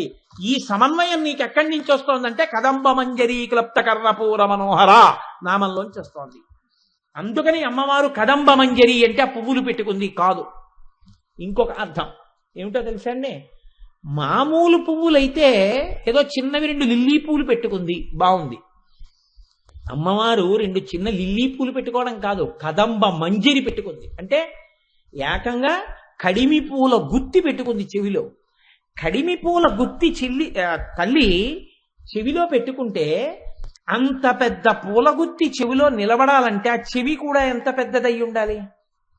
పెద్ద చెవి అయి స్థిరత్వముతో కూడినదై చక్కటి అమరికతో ఉన్నదైతే ఆ పుష్పగుచ్ఛాన్ని వహించగలుగుతుంది. లేకపోతే ఏమైపోతుంది? చాలా అందంగా చెప్పారండి ఈ నామానికి, చాలా సంతోషంగా ఉంది. దండ మీ చెవికి వేస్తామన్నారు అనుకోండి, నిలబడుతుందా? నిలబడదు. దండని మూయగలిగినటువంటి స్థిరత్వం నా చెవికి లేదు, కంఠానికి ఉందేమో. ఏం తెలుసు ఒక్కొక్కసారి ఎంత బాధగా ఉంటుందో తెలుసా అండి? నిలువెత్తు మాల అని పట్టుకొస్తారు, మాలంతా పూలుంటాయి, దానికి పువ్వులు ఉండదు ఎక్కడో తెలుసా అండి? వెనక కర్ర కడతారు వాళ్ళు. తీసుకొచ్చి ఇంతలా గజమాలను తీసుకొస్తారు. అందరూ అబ్బా గురువు గారికి గజమాల వేస్తున్నారని సంతోషిస్తారు. గుండెలు వణికిపోతుంటా ఆ గజమాల చూస్తే. ఎందుకో తెలుసా అండి? అది వేసి తీయనివ్వరు, ఉంచుకోండి అంటారు. ఇలా కూర్చుని ఆ గజమాల వేసుకుంటే దీని బరువంతా కలిపి ఆ కర్ర ఇక్కడ నొక్కేస్తుంది. ఈ పూసల మధ్యలో నొప్పి వస్తుందండి. కరేల్ కరేల్ కరేల్ మనిపోయి ఫోటోలు తీసుకునేవాళ్ళు, వీడియోలు తీసుకునేవాళ్ళు, ఆ దండతో అలా ఉండండి అనేవాళ్ళు, దాని మీద దండలేసేసేవాళ్ళు. అలా ఒక 20-25 నిమిషాలు దండ ఉంచుకుని తర్వాత ఆ దండ తీసేసి పక్కన పెట్టిన తర్వాత వారం రోజులు పడుకుందామంటే మెడ ఇలా పెట్టలేరు, అలా పెట్టలేరు, అంత పోటు మెడ. గజమాల చూస్తే ఏనుగుని చూసినటువంటి చిన్న ప్రాణి వణికిపోయినట్టు వణుకొస్తుంది. అయ్య బాబోయ్ గజమాలకు వచ్చేసారు రోయ్ అని. గజమాల చేత నిజమునకు హింస, అందులో ఏం సుఖం ఉండదు. చూసిన వాళ్ళు అనుకుంటారు అబ్బా ఎంత బాగుందో గజమాలతో గురుగారు మీకు ఫోటో తీసామంటారు. లోపల ఎంత ఏడుస్తున్నాడో నీకేం తెలుసు? గజమాల వేసుకుని పైకి సుఖముగా కనబడింది సుఖము కాదు, దుఃఖహేతు అయి ఉంటుంది. అందులో వస్తుంది వైరాగ్యం అంతా. చూడరా వాడికి సుఖం, నాకు దుఃఖం కదరా అని. కాబట్టి ఇప్పుడు అది ఉపచారమా అపచారమా అంటే సన్మానమా దండనా ఎవరికి తెలియదు, అనుభవించేవాడికి ఒక్కడికే తెలుస్తుంది. కాబట్టి అదొక ప్రారంభం అనుకోండి. ఏదో సభల్లో చెప్తుంటాను అప్పుడప్పుడు, స్వానుభవమున చెప్పు చవటలా. కాబట్టి ఇప్పుడు అమ్మవారు ఎందుకు పెట్టుకుంది అంటే పెద్ద పెద్ద చెవులున్నది అంటే ఏమండి అందులో ఇంకా ఎంత పడతాయి, ఆ చెవి ఎంత పెద్దదై ఉంటుంది అని ఊహించమని కాదు దాని అర్థం. చెవికి ఎప్పుడూ ఉండే లక్షణాన్ని మీరు పరిశీలించాలి. చెవి వాయువునకు సంబంధించినటువంటి తన్మాత్ర అయిన లేదా పంచతన్మాత్రలలో ఒకటి అయినటువంటి శబ్దము ఆకాశగుణకమై వాయు ద్వారానే వచ్చి శబ్ద తరంగములుగా చెవిలోకి వెడుతుంది. శబ్ద తరంగములు వాయు తరంగముల ఎందే ఉంటాయి, ఉండి లోపలికి చేరిపోతాయి అవి. మీకు ఇందులో మళ్ళీ ఒక గమ్మత్తుంది. శబ్దము వేరు, ధ్వని వేరు. మీరు చాలా జాగ్రత్తగా గమనించవలసి ఉంటుంది. శబ్దము అని నేను ఎప్పుడైనా అంటే అది అర్థమును పట్టుకుని కానీ మనోరంజకత్వముతో కానీ ఉంటుంది. ధ్వని అన్నాను అనుకోండి, దానికి మనోరంజకత్వము కానీ అర్థము కానీ ఉండకపోవచ్చు, ఉండదు కూడా. ఎందుకో తెలుసా అండి? ఇప్పుడు శబ్దం ఎప్పుడు వస్తుంది మీరు గమనించండి. శబ్దం ఎప్పుడు రావాలన్నా ఒకదానికొకటి తగిలితేనే శబ్దం వస్తుంది. మీరు ఎప్పుడైనా పట్టుకుని చూడండి. మృదంగం శబ్దం చేయాలనుకోండి, వేళ్ళు మృదంగాన్ని కొట్టాలి. వీణ గోటితో కొట్టాలి, పెనగాలి. వయలిన్ దాన్ని రాపాడించాలి తీగ మీద. నేను మాట, నాలో ఉన్న వాయువు లోపల ఉన్నటువంటి ఆ నోటి లోపల ఉన్నటువంటి దవడలకి తగిలి సొట్టలు పడి అక్షరములై పైకి రావాలి. ఇలా ఏవి వచ్చినా అవి అర్థముతో వస్తాయి. కానీ మీకు అర్థం తెలియకపోవచ్చు ఒక్కొక్కసారి, కానీ మనోరంజకత్వం ఉంటుంది. ఒక ఆయన వీణ మీద అద్భుతంగా పలికిస్తున్నాడు అనుకోండి, సామజవర గమన అని. మీకేం తెలియదు సామజవర గమన అంటే ఏమిటో, సంగతులు అంటే ఏమిటో, ఆరోహణ అంటే ఏమిటో, అవరోహణ అంటే ఏమిటో. అసలు సంగీతం నాదస్వరూపం అండి. సా రి గా మా పా ని సా అంటే ఎక్కడ పుట్టావో అక్కడికి చేరిపోవాలి. కిందకి ఎలా వచ్చావో ఆరోహణలో విడిపోయి అవరోహణలో ఆరోహణ యందు మళ్ళీ దాన్ని చేరిపోవాలి. ఏ పరబ్రహ్మము నుండి విడివిడి జీవుడవయ్యావో ఆ జీవుడు మళ్ళీ పరబ్రహ్మంలో కలవాలి, సాలో కలిసిపోవాలి. ఈ సాలోకి కలిసిపోవడానికి ఆరోహణ అవరోహణ, దాని యందు సంగతులు రాగ తాళధ్వనులు. అందుకని గురుముఖత సామవేదం. అందుకే నాదోపాసన చెయ్యడం వచ్చి పాట పాడిన వాళ్ళు ఈశ్వరుణ్ణే చేరిపోతారు. ఎందుకని అంటే అది కూడా ఈశ్వరుణ్ణి చేరుడానికి మార్గం అవుతుంది తప్ప కేవల మనోరంజకత్వానికి సంగీతం ఉండదు. అవతలవాడు ఉద్ధరింపబడడానికి ఉంటుంది. అందుకే తపోభంగం ఎటువంటిదో సంగీతమునందు రసభంగం అటువంటిది. సంగీతమునందు రసభంగాన్ని పెద్దలు అంగీకరించరు. ఆయన పరవశించి కీర్తన చేస్తున్నాడు అనుకోండి, ఆయన పారవశ్యంలో ఉండగా మీరు ఎదురుగుండా తప్పుగా ప్రవర్తించారనుకోండి, ఆయన తపోభంగమైంది, ఆయన క్షమించలేడు. అది ఆయన ఉపాసన. మీరు నన్ను మన్నించగలనంటే నేను ఓ మాట చెప్తాను. మన్నించగలనంటే నేను చాలా నీచ స్థాయిలో మాట్లాడుతున్నానని మీరు అనుకోకుండా ఉంటానంటే చెప్తా. ఇది అర్థం చేసుకోగలిగితే వాడు కళా తపస్వి. అందుకే ఆయన కచేరీ చేస్తూ పరవశించిపోతుండగా వేశ్య దగ్గరికి కుర్చీని బర్ అని లాగినటువంటి ధ్వనిని కూడా రికార్డ్ చేసి ఇచ్చారు విశ్వనాథ్ గారు శంకరాభరణంలో. ఆ ధ్వని విని లేచి వెళ్ళిపోతుంటారు సోమయాజులు గారు. గుర్రపు బగ్గీ చప్పుడు చూసి ఇంట్లో వాడు అంటాడు, ఆ బగ్గీ చక్రాల ధ్వనిలో కూడా ఆయన కోపం తెలుస్తోందంటాడు. అంటే ఇంత కోపం ఏమిటి ఆయన కచేరీలో ఎవరైనా మాట్లాడితే అంటే? ఆవిడ అంటుంది, ఇప్పుడేమిటి అమ్మగారికి పురుడు వస్తున్నప్పుడు పిల్ల పుట్టేటప్పుడు ప్రాణమే పోతున్నా ఆయన కచేరీ చేస్తుండగా వెళ్ళి చెప్పడానికి సాహసించలేదు. కచేరీ ఇచ్చేటప్పటికి ఆవిడ ప్రాణమే పోయింది. భార్య ప్రాణం పోతున్నా ఆయన నాదోపాసనం అంటే అంతే. ఇది అర్థం చేసుకోలేని వాడు క్షుద్రుడు. ఆ ఉపాసన ఆ స్థాయిలో ఉంటుంది. అందుకే ఇది చేతకాక ఆయన పక్కన ఒక ఆడది కూర్చుంటే వంకలు పెట్టి వెళ్ళిపోతే ఆయన లేచి, ఎవడికి తెలుస్తుందిరా మహానుభావ నా ఉపాసన ఏమిటో, నేను పాడిన పాట వీళ్ళు మెచ్చుకోక్కర్లేదు, మిరిసే మెరుపులు మురిసే పెదవుల చిరుచురు నవ్వులు కాబోలు, ఉరిమే ఉరుములు సరిసరి నటనల సిరిసిరి మువ్వలు కాబోలు, పరవశాన శిరసూగంగా ధరకుజారె నా శివగంగా, నా గానలహరి నువ్వు మునుగంగా, ఆనంద వృష్టినే తడువంగా అని అయిపోయాడు సమాధి. నేను పాడితే క్షుద్రులు, వీళ్ళకేం తెలుసు, వీళ్ళకి అర్థం కాదు, పక్కనున్న ఆడదర్థమైందంతే.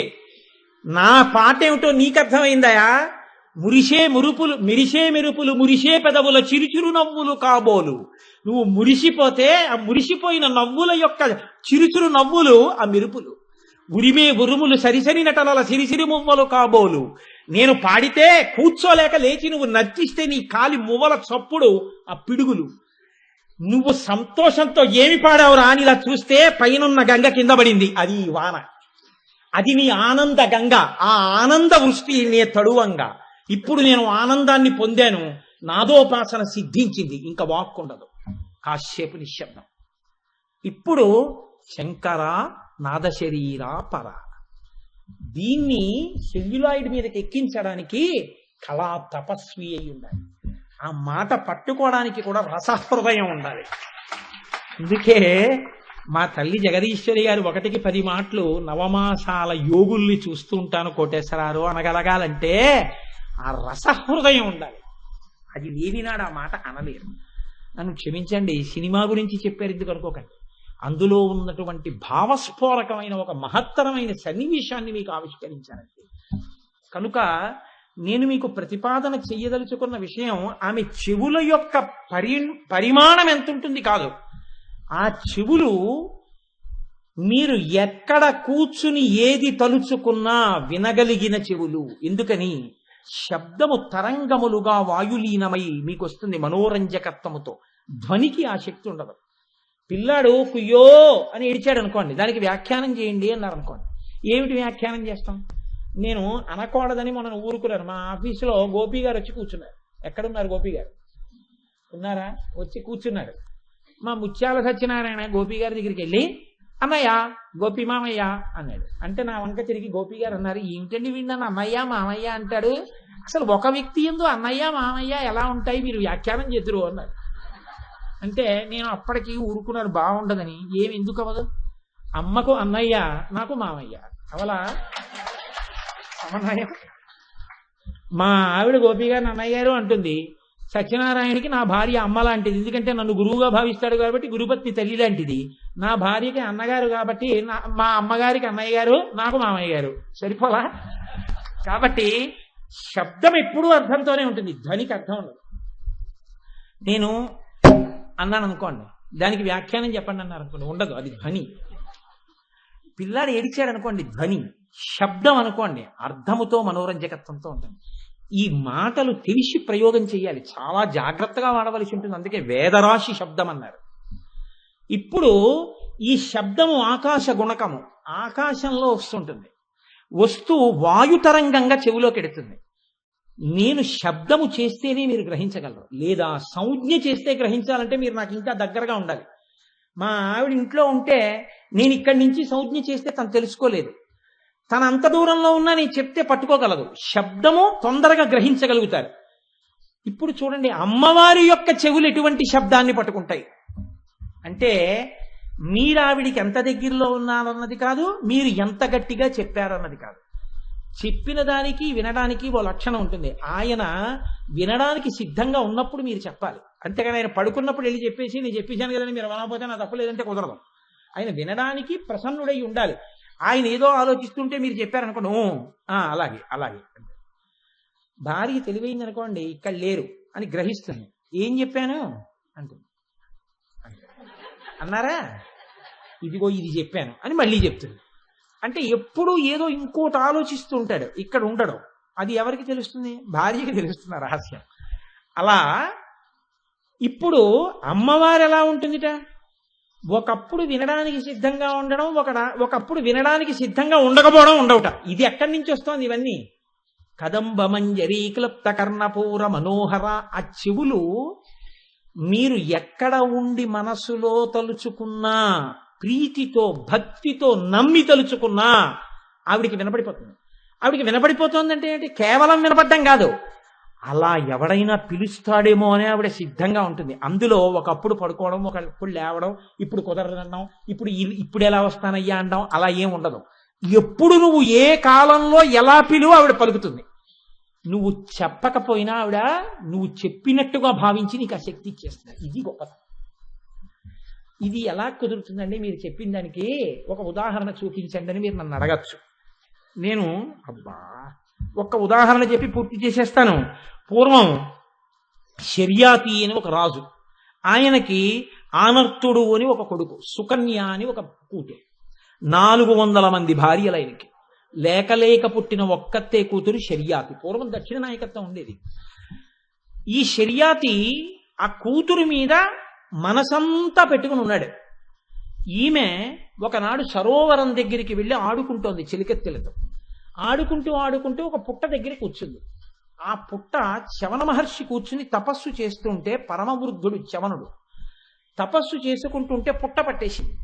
పుట్ట పట్టేస్తే ఆయన కన్నులు మాత్రం, కొంతమంది తపస్సు చేసేటప్పుడు కూడా ఇలా కన్నులు తెరిచి ఉండొచ్చు, దానికి ఒక ప్రత్యేకమైన పేరుంది. కానీ ఆ కన్నులు బాహ్యానుసంధానం జరగవు, మెరుస్తూ ఉంటాయి. ఆ కన్నుల దగ్గర మాత్రం 2 కన్నాలు ఉన్నాయి పుట్టకి. ఆ పిల్లకి ఇలా చూస్తే అవి మెరుగుడు పురుగుళ్ళే కనపడ్డాయి. ఇదేదో మెరుగుడు పురుగుల లోపల ఉన్నట్టున్నాయని ఆ పిల్ల అక్కడ ఉన్న పుల్లొకటి చూసి తీసి ఆ 2 కన్నాల్లో ఇలా పొడిచింది. పొడిస్తే ఆయన తపస్వి అయి ఉన్నాడు, శక్తితో లేడు, బాహ్య శక్తితో. అబ్బా అబ్బా అని మూలిగాడు. ఈ పుల్ల తీసి చూసింది, కొద్దిగా నెత్తురు తడి అంటి ఉంది. ఆ అమ్మాయికి ఏదో మూలికి వినపడింది, భయం వేసి వెళ్ళిపోయింది భార్య చేష్టితంగా. ఆయన పడిన బాధకి ఆ రాజ్యంలో ఉన్న వాళ్ళందరికీ మలమూత్ర బంధనం అయిపోయింది, జంతువులతో సహా. ఇప్పుడు వాళ్ళు బెంగ పెట్టుకుని రాజు దగ్గరికి వెళ్ళారు.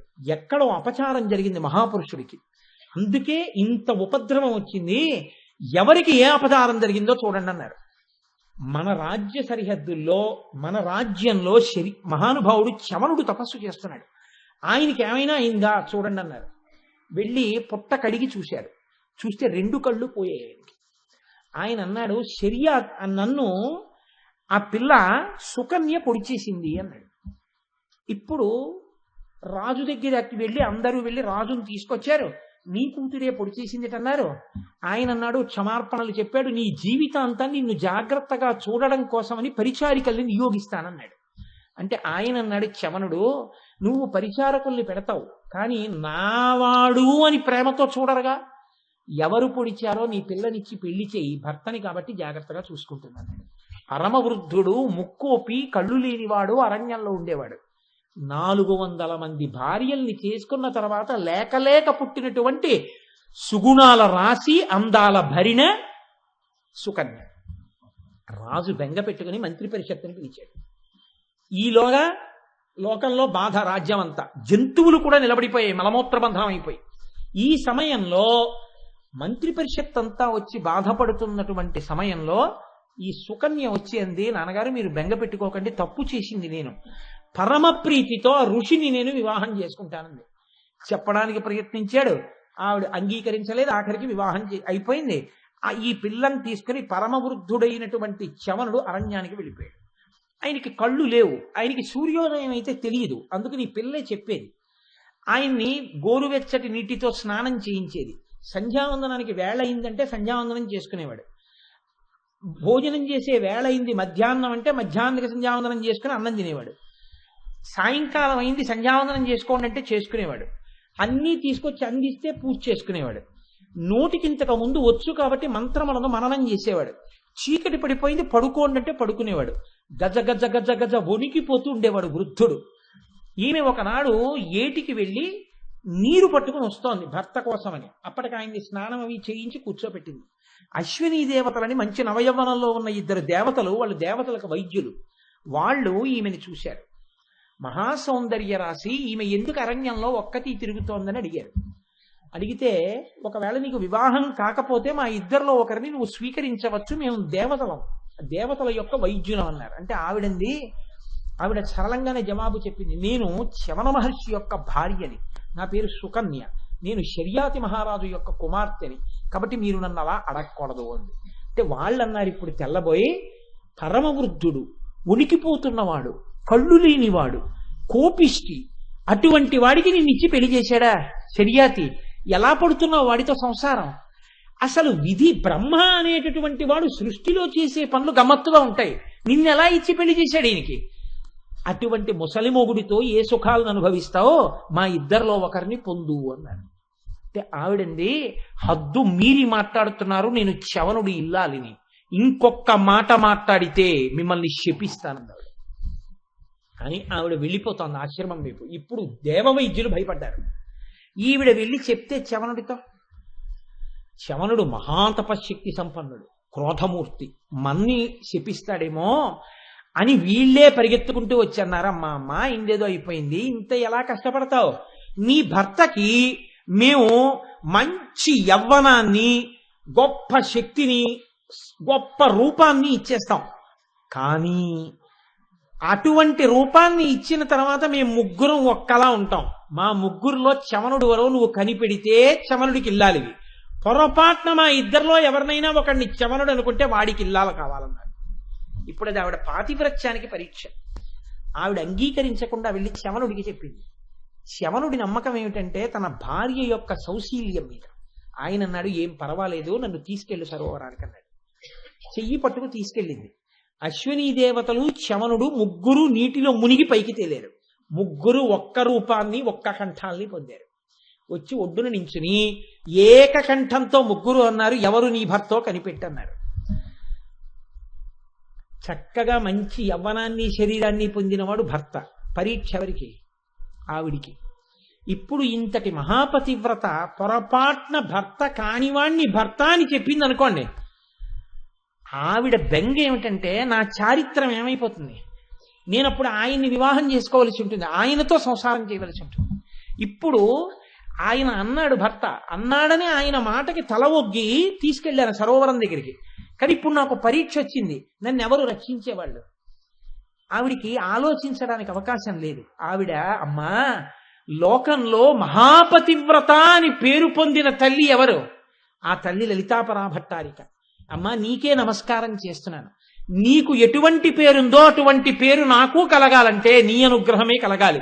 ఆవిడంది, నమ పద్మోద్భవే దేవి నమ శంకరవల్లభే అని విష్ణుపత్ని నమస్తుభ్యం వేదమాత సరస్వతి ఇదం జగం తయా సృష్టం సర్వం స్థావరజంగమం బుద్ధిదాసి తమజ్ఞానాజ్ఞానినా మోక్షదా సదా సిద్ధిదా యోగినామం బాజయదా కీర్తిదా పునః శరణం త్వాం ప్రపన్నాస్మి విస్మయం పరమంగతాః అంది. అమ్మా, సృష్టికర్త శక్తి నువ్వు, స్థితికర్త శక్తి నువ్వు, లయకర్త శక్తి నువ్వు, శక్తులకు శక్తి నువ్వు, ఆదిశక్తి నువ్వు, అమ్మలగన్న యమ్మ నువ్వు, మహాపతివ్రతవి నువ్వు. రాకూడని కష్టం వచ్చింది, నోటితో చెప్పలేదు, పతి ఎవరో తెలుసుకోలేకపోతున్నాను అనలేదు. శరణం త్వాం ప్రపన్నాస్మి, ఈ మాటలు పైకి చెప్పలేదు, నోటిలో అనుకుంది. అమ్మా, నువ్వు నాకు భర్తని గుర్తుపట్టగలిగిన శక్తి కృప చెయ్యి అని కళ్ళు తెరిచింది. ముగ్గురిలో చవనుడెవరో ఆవిడ తెలిసిపోయింది. ఆవిడ వేలు చూపించి అశ్వనీ దేవతలు పొంగిపోయి, ఏమి పాతివ్రత్యమమ్మా నీది అని చవనుణ్ణి, నవయవ్వనంతో ఉన్నవాణ్ణి, ఇంత అందాల భరిణని ఆవిడకి భర్తగా ఇచ్చారు. ఇప్పుడు చెప్పండి, ఎక్కడో అంత కష్టంలో ఏమి చెయ్యాలో తెలియని స్థితిలో తన కష్టం పరపురుషుల ముందు చెప్పుకోలేక మనసులో అనుకుని శరణం త్వాం ప్రపన్నాస్మి అనగానే ఆ తల్లి ఆనాడు సుకన్యకి పాతివ్రత్యం నిలబడేటట్టుగా శక్తిని కృప చేసేసింది. అంత కష్టంలో అమ్మా, నిన్ను పిలిచిన వారికి ఆ పిలుపులు వినగలిగినటువంటి చెవులమ్మా నీ చెవులు. ఇక్కడ తలుచుకుంటే చాలు ఆ పిలుపులు వినపడతాయమ్మా. ఆ చెవులు అలంకారయుక్తములు కాకుండా ఉండకూడదు, అంత గొప్ప చెవులని చెప్పడానికి కదంబమంజరీ క్లప్త కర్ణపూర మనోహర ఇందుకుని కీర్తిస్తున్నాడు. అది ఆ చెవుల శక్తి అని మీరు భక్తిని పొందడానికి. మూక పంచశతిలో మూకశంకర్లు అన్నారు, ఆయనకి అమ్మవారి ఎదురుగుండా నిలబడిందండి. నిలబడితే అమ్మవారి చెవిలో పూలు కనబడ్డాయి. కనబడితే ఆయన అన్నారు, అమ్మవారి వంక చూసి, అమ్మవారు ఇలా పెట్టుకుంటుందని చెప్పాను కదా పూలు, ఆ పూలు ఇప్పుడు ఈ కంటి దగ్గరికి వచ్చాయి, ఈ కన్ను ఇలా తిరుగుతూ ఉంటుంది, ఈ కటాక్షం ఈ చివరికి వెళ్ళినప్పుడు ఈ పువ్వులు అమ్మవారి కనుకొలుకుల దగ్గరికి వచ్చి నిలబడి ఉన్నాయి. ఆయన అన్నారు మూకశంకర్లు, కామాక్షి వీక్షణ రుచాయుధి నిర్జితం మే నీలోత్పలం నిరవశేష గతాభిమానం ఆగత్య తత్పరిసరం శ్రవణావతంస వ్యాజేన నూనమభయార్ధనమతనోతి అన్నారు. అమ్మా, నీ చెవిలో పెట్టుకున్నవి నల్ల కలువలు అన్నారు ఆయన. ఆయనకి నల్ల కలువలతో దర్శనమిచ్చింది. నల్ల కలువలు పెట్టుకుని ఉన్నావు, ఈ నల్ల కలువలు నీ చెవిలో ఎందుకు పెట్టుకున్నావో తెలుసా, అవి ఇక్కడికి ఎందుకు వచ్చాయో తెలుసా, ఈ నల్ల కలువలు నీకు ఒక అపచారం చేశాయి. ఎవరైనా చెయ్యకూడని తప్పు చేశారనుకోండి, వాళ్ళ మీద ఆగ్రహించామనుకోండి, వాడు భక్తుడు అనుకోండి, అయ్యో అనవసరంగా కోపడ్డారు, మళ్ళీ ఎలా అయినా ఆయనకి చెప్పుకుని ఆయన ప్రసన్నుడయ్యేట్టు చూసుకుందాం అంటే కన్నుల్లో పడ్డానికి ప్రయత్నిస్తారు 1-10 మార్లు. చూసి ఏమయ్యా ఏంటి అంటే, అయ్యా బాబు పిలిచారు అంతే చాలండి బాబు, మీరు పిలవలేదని బెంగట్టుకు పోయానండి అన్నాడు అనుకోండి, గురువు ప్రసన్నుడు అయిపోతాడు. అలా ఈ నల్ల కలువలకు తప్పు చేసేట. ఏమిటా తప్పు అంటే, అమ్మవారి కన్నులకున్న కాంతి మా కాంతి ఒకటే అన్నైట. ఎందుకంటే అమ్మవారిని కువలయాక్షి అన్నారు కదా అని.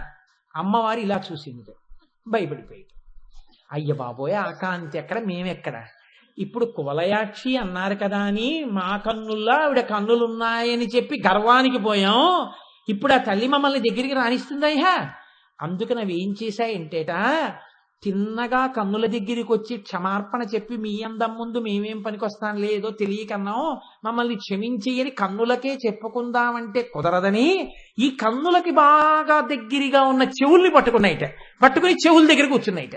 అంటే ఇప్పుడు ఈ కన్నులు చెవుల దగ్గరికి వస్తాయి. ఎందుకని? ఈ కన్నులకి చెవులకి ఉన్న స్నేహం అటువంటిది. ఎందుకని అంటే అపాంగత్తే లబ్ధవా, ఈ కన్నులు ఎప్పుడు ఇక్కడికి ఎడతాయి, ఇక్కడికి వచ్చినప్పుడు వీటిలో కూర్చుంటే వీటికి ఇవి మిత్రులు అయ్యాయి కదా ఇప్పుడు, అందుకని ఇవేం అనలేవు. ఆ మిత్రుడికి మిత్రుడు కాబట్టి ఊరుకుంటే ఇప్పుడు ఇలా రాగానే క్షమార్పణ చెప్తున్నాయిట, అమ్మాయి ఏమనుకోకమ్మా, ఏదో అన్నామమ్మా, తెలియకన్నామమ్మా, నీ కాంతి ఎక్కడమ్మా, మేమెక్కడమ్మా, నీ శుభకెక్కడమ్మా, మేమెక్కడమ్మా, నీ చల్లని చూపు ఎక్కడమ్మా, మేమెక్కడమ్మా అంటే ఇలా వచ్చి ఇలా వెళ్ళిపోతున్నాయిట. వింది కదా చాలు అని మళ్ళీ వచ్చినప్పుడు అలా అమ్మ క్షమించమ్మా క్షమించమ్మా క్షమించమ్మా అంటున్నాయిట. అమ్మ క్షమించేసిందిట. నీ కన్నుల యొక్క అందంతో పోటీ పడినటువంటి విషయానికి క్షమార్పణ చెప్పుకోవడానికే ఆ పూల గుత్తులు ఇలా కూర్చున్నాయమ్మా, నాకు అర్థమైపోయింది అన్నారు మూకశంకర్.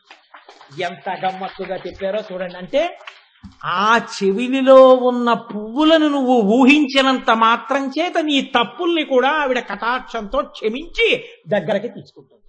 ఇప్పుడు ఇవన్నీ ఎందులోంచి వచ్చాయి? కదంబమంజరీ క్లుప్త కర్ణపూర మనోహర. పైకి చిన్న నామాల్లో ఉంటాయి, కానీ ఆ నామములు మనం ఎంత అందంగా అమ్మవారి పాదములు పట్టుకుని రక్షణ పొందొచ్చో మనకి ఉపదేశం చేసేటటువంటి అద్భుతమైనటువంటి అమృత భాండములు.